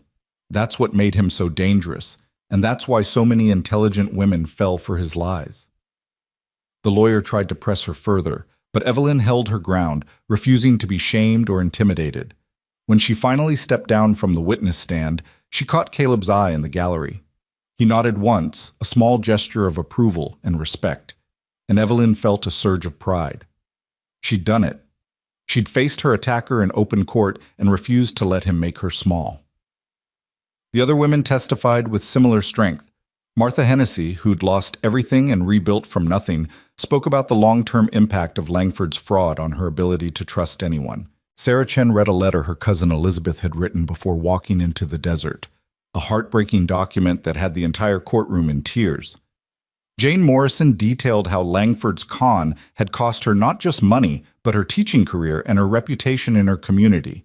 And then Catherine Wells took the stand, and the entire dynamic shifted. She was a devastating witness, speaking with brutal honesty about how Langford had groomed her over years, slowly drawing her into his schemes by making her feel complicit, making her believe she couldn't leave because she was just as guilty as he was.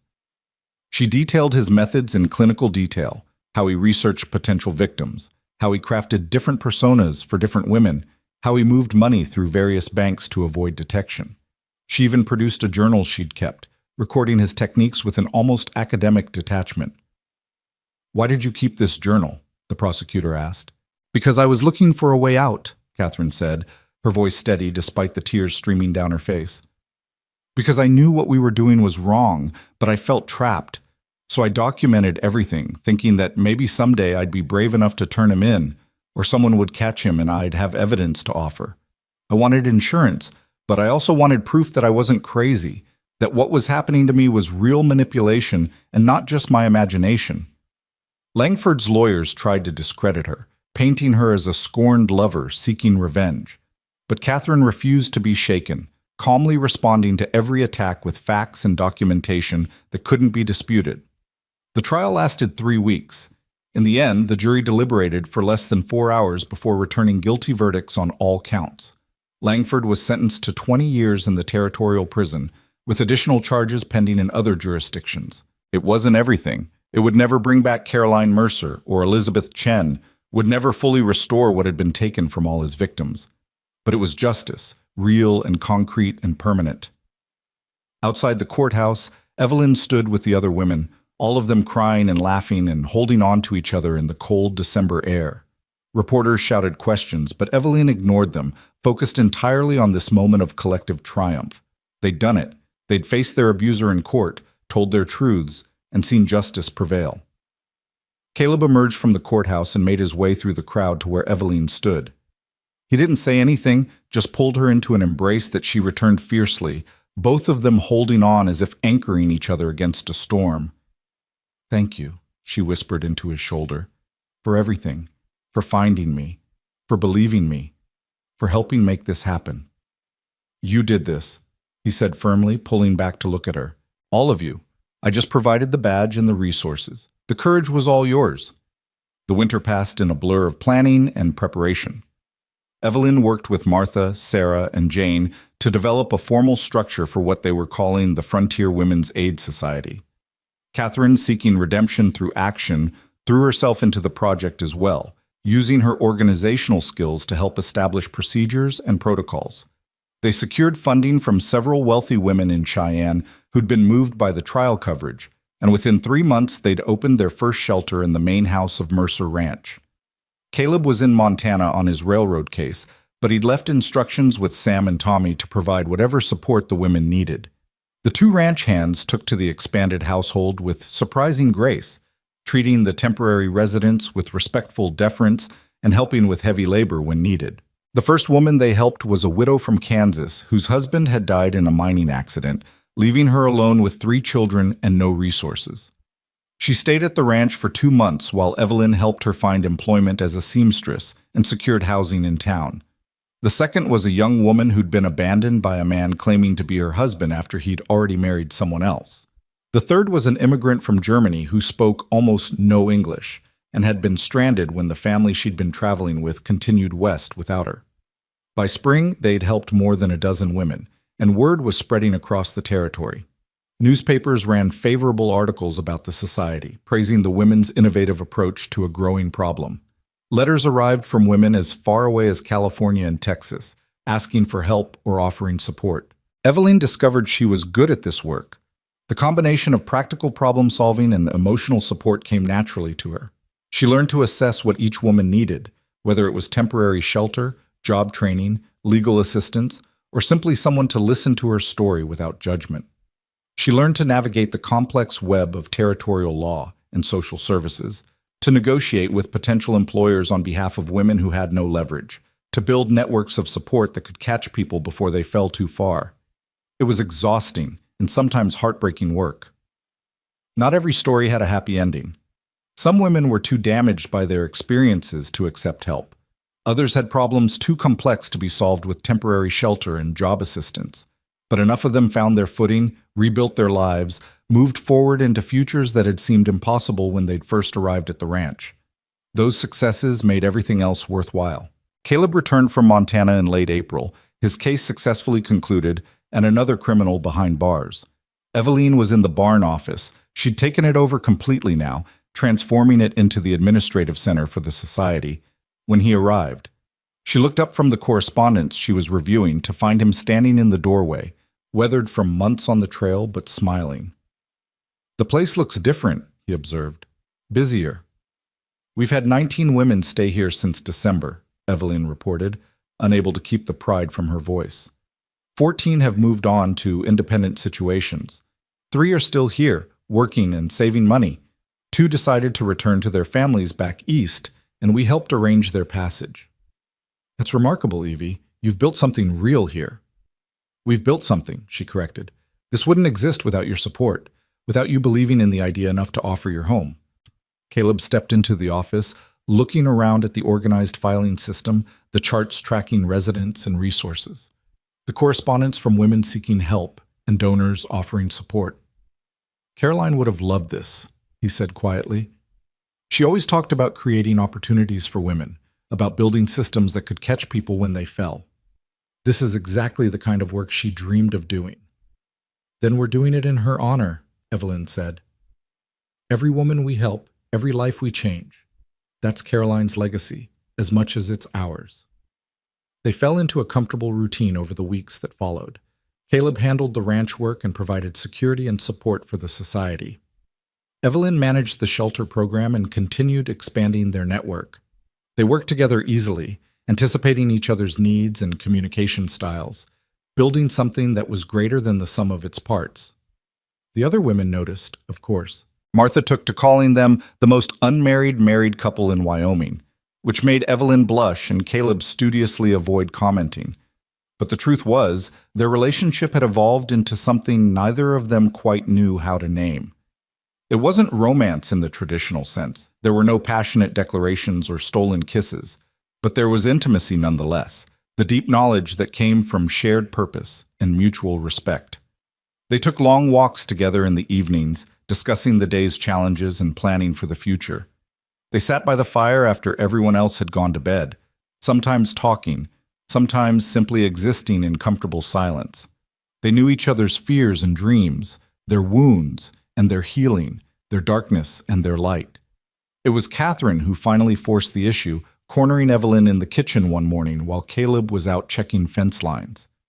"You're in love with him," she said without preamble. "And unless I'm completely misreading things, which I'm not, he's in love with you too. So why are you both pretending otherwise?" Evelyn's hands stilled in the bread dough she was kneading. "It's not that simple, Catherine." "Why not? You're both single adults. You clearly care about each other. You work well together. What's complicated about that? Everything we've built here is based on partnership, on mutual respect and shared goals. If we introduce romance into that, it changes the dynamic. What happens if things don't work out? What happens to the society, to all the women depending on us, if our personal relationship falls apart?" Catherine leaned against the counter, studying her friend's face. "You're scared," she said softly, "and I understand why. Langford taught all of us to be terrified of trust, of vulnerability, of opening ourselves up to the possibility of being hurt again. But Evie, Caleb isn't Langford. He's proven that over and over. He found you at your lowest point and helped you stand back up without demanding anything in return. He supported your dreams, respected your autonomy, treated you as an equal partner. That's not manipulation. That's just love." The words hit Evelyn with unexpected force. She'd been so focused on rebuilding herself, on proving she was strong and independent and didn't need anyone, that she'd missed what was right in front of her. Caleb had been showing her love through actions for months now, the quiet support, the unwavering belief in her capabilities, the way he made space for her to become who she was meant to be. And she loved him back. Not the desperate, needy love she'd thought she felt for Thomas Langford, but something deeper and more real. A love built on knowledge and respect, on shared trauma and shared purpose, on the slow accumulation of ordinary moments that added up to extraordinary partnership. "What do I do?" Evelyn asked, her voice barely audible. "You tell him," Catherine said simply. "You take the risk, knowing it might not work out perfectly, trusting that whatever happens, you'll both handle it with the same grace and maturity you've shown in everything else. You deserve happiness, Evie. You both do. Don't let fear steal that from you." That evening, Evelyn asked Caleb to walk with her to their usual spot, a rise overlooking the valley where they'd first talked about creating the society. The spring air was soft and warm, carrying the scent of new grass and wildflowers. The sun was setting, painting the sky in shades that reminded Evelyn of that first sunset at Jacobson's stage stop, when her life had been at its lowest point. How far she'd come since then. How much she'd changed. "I need to tell you something," she said, her heart pounding so hard she was certain Caleb could hear it. "And I need you to just listen until I'm finished, because if you interrupt, I might lose my courage." Caleb's expression shifted to concern, but he nodded. "All right." Evelyn took a deep breath. "When you found me at that stage stop, I was broken. Not just financially, though I was certainly that too, but emotionally, spiritually. Langford had taken everything I thought I knew about myself and shattered it. I didn't trust my own judgment anymore. I didn't trust anyone or anything. I was drowning, Caleb, and I didn't even realize it until you threw me a lifeline." She paused, gathering her thoughts. "Over these months, you've helped me rebuild myself into someone stronger than I ever was before. You've believed in me when I didn't believe in myself. You've supported my dreams without trying to control them. You've treated me as an equal partner in building something that matters, and somewhere along the way, I fell in love with you." Caleb drew in a sharp breath, but he didn't interrupt, honoring her request. "I'm terrified to tell you this," Evelyn continued, her voice trembling now, "because what if I'm wrong? What if I'm misreading friendship for something more? What if loving you means losing this partnership we've built, this work that matters so much? But I'm more terrified of never telling you, of letting fear dictate my choices the way I did when I trusted Langford's lies. So here's the truth. As scary as it is, I love you, Caleb Mercer. Not because you saved me, but because of who you are. Your integrity, your strength, your gentleness with wounded things, the way you carry your grief with dignity, the way you've transformed your pain into purpose. I love all of it, all of you. And I needed you to know that even if you don't feel the same way. She finally fell silent, her heart in her throat, waiting for his response. Caleb was staring at her with an expression she couldn't quite read. Surprise, certainly, but also something else. Something that made hope flutter in her chest. Evie, he said finally, his voice rough with emotion. Can I talk now? She nodded, not trusting her voice. I've been in love with you for months, he said simply.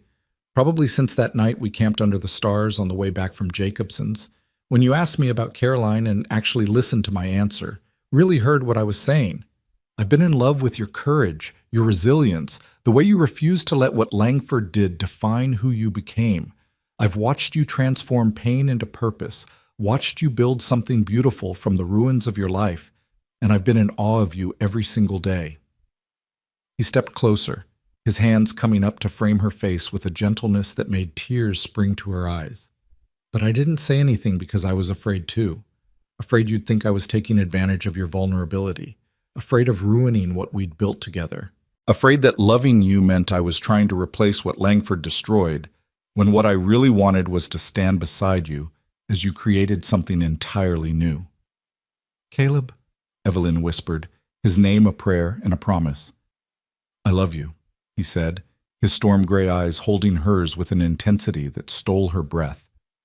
Not because I saved you. You saved yourself, Evie. You did that. But because you're brilliant and brave and you make me want to be better than I am, because you understand grief without being consumed by it, because you've taken your worst experiences and used them to help others, because when I imagine my future, every version of it has you in it. Evelyn was crying openly now, but these were tears of joy, of relief, of the overwhelming sweetness of being truly seen and loved for exactly who she was. So what do we do now? She asked. Caleb smiled, that rare, full smile that transformed his entire face. Whatever we want. We can take this slow, figure things out as we go. We can keep building the society and see where this leads us. Or, he paused, suddenly looking uncertain. Or we could get married, make this partnership official in every way. I'm not trying to rush you. We have all the time in the world. But I want you to know that's what I want eventually, Evie. A life with you. A future built together. Whatever shape that takes. I want that too, Evelyn said, and felt the rightness of it settle into her bones. This wasn't the desperate grab for security she'd made with Langford. This was a conscious choice made from strength, not weakness. A partnership of equals who'd chosen each other with full knowledge and open eyes. But let's take our time. Let's court properly, get to know each other outside of crisis and trauma. Let's build something sustainable. That sounds perfect, Caleb agreed. Then, with a hesitancy that was somehow endearing, he asked, May I kiss you? Evelyn laughed, giddy with happiness and relief and the sheer rightness of this moment. Yes, she said. Yes, you absolutely may. The kiss was gentle at first, tentative, both of them learning each other, but it deepened into something more passionate, more certain, both of them pouring months of unspoken feeling into the contact. When they finally broke apart, both breathless, Evelyn felt like she was glowing from the inside out. No more waiting, she whispered, echoing the words Caleb had said to her all those months ago at the stage stop. No more waiting, he agreed, pulling her close again. Just moving forward, together. They stood there as the sun completed its descent, wrapped in each other's arms, looking out over the valley that had become home. Somewhere below them, the ranch house glowed with lamplight, sheltering women who were rebuilding their lives just as Evelyn had rebuilt hers. The Frontier Women's Aid Society was thriving, making a real difference in the lives of vulnerable women across the territory. And here, on this hilltop, two wounded people had found healing and hope and love in the most unexpected of places. The Frontier had taken so much from both of them, but it had also given them each other, given them purpose, given them the chance to transform their pain into something that would help others avoid similar suffering. Caroline Mercer would never know what her brother had built in her honor, but her spirit lived on in every woman they helped, every life they changed. As stars began to emerge in the darkening sky, Caleb took Evelyn's hand. Ready to head back? She nodded, but paused for one more moment to take in the view, the vast Wyoming landscape that had seemed so harsh and unforgiving when she'd first arrived, but which she now understood could be beautiful too, for those who had eyes to see it. "I'm ready," she said finally, "for all of it, the work, the challenges, the future, as long as we face it together." "Together," Caleb agreed, squeezing her hand. "Always." They walked down the hill hand in hand toward the lights of home and the life they were building together. Behind them, the last light faded from the sky, but ahead the lamps burned bright and welcoming. There would be challenges still. There always were. More women to help, more battles to fight, more healing to do. But they would face it all side by side, partners in every sense of the word. Evelyn Porter had come west expecting to find a husband and a ranch. Instead, she'd found herself, stronger, wiser, more capable than she'd ever imagined possible. And along the way, she'd found something infinitely more valuable than the false promises in Thomas Langford's letters. She'd found real love, built on truth and respect and shared purpose. She'd found a home, not in a place, but in the work that mattered and the man who stood beside her. She'd found her future, and it was brighter than any dream she'd dared to dream back in Philadelphia. The woman who'd sat crying on that bench at Jacobson's stage stop would barely recognize the woman she'd become. And that, Evelyn thought, as she and Caleb entered their home together, was exactly as it should be. She'd stopped waiting for someone else to give her life meaning. She'd created that meaning herself, on her own terms, in partnership with someone who valued her for exactly who she was. No more waiting, no more tears, just forward motion, purpose, and love. The Wyoming Territory had been harsh with her at first, testing her strength and resolve. But she'd passed every test, emerged from every trial stronger than before. And now, finally, she was home. Not the home she'd imagined, but the one she'd built with her own hands, her own courage, her own refusal to let tragedy define her. As they sat down to dinner with the other women, Evelyn looked around the table at the faces gathered there. Catherine rebuilding her sense of self, Martha planning to open her own business, Sarah working to establish a scholarship in her cousin's name, and half a dozen others in various stages of healing and transformation. This was her family now, chosen rather than inherited. This was her legacy, more valuable than any inheritance her parents had left her. And this was her story, not the one Thomas Langford had tried to write for her, but the one she'd written herself. A story of survival and resilience, of finding strength in the aftermath of betrayal, of transforming pain into purpose. A story that was far from over, with chapters yet to be written and adventures still to come. But for now, in this moment, with Caleb's hand warm in hers and hope bright in her heart, Evelyn Porter was exactly where she was meant to be. The journey that had begun in tears and abandonment had led her here, to this table, this home, this life. And she wouldn't change a single painful step of it, because every hardship had shaped her into someone capable of claiming the happiness she now held. The cowboy had ridden up and said no more waiting, and Evelyn had believed him. She'd stopped waiting for someone else to rescue her and had rescued herself instead, and in doing so, she'd found everything she'd been searching for and so much more. The end.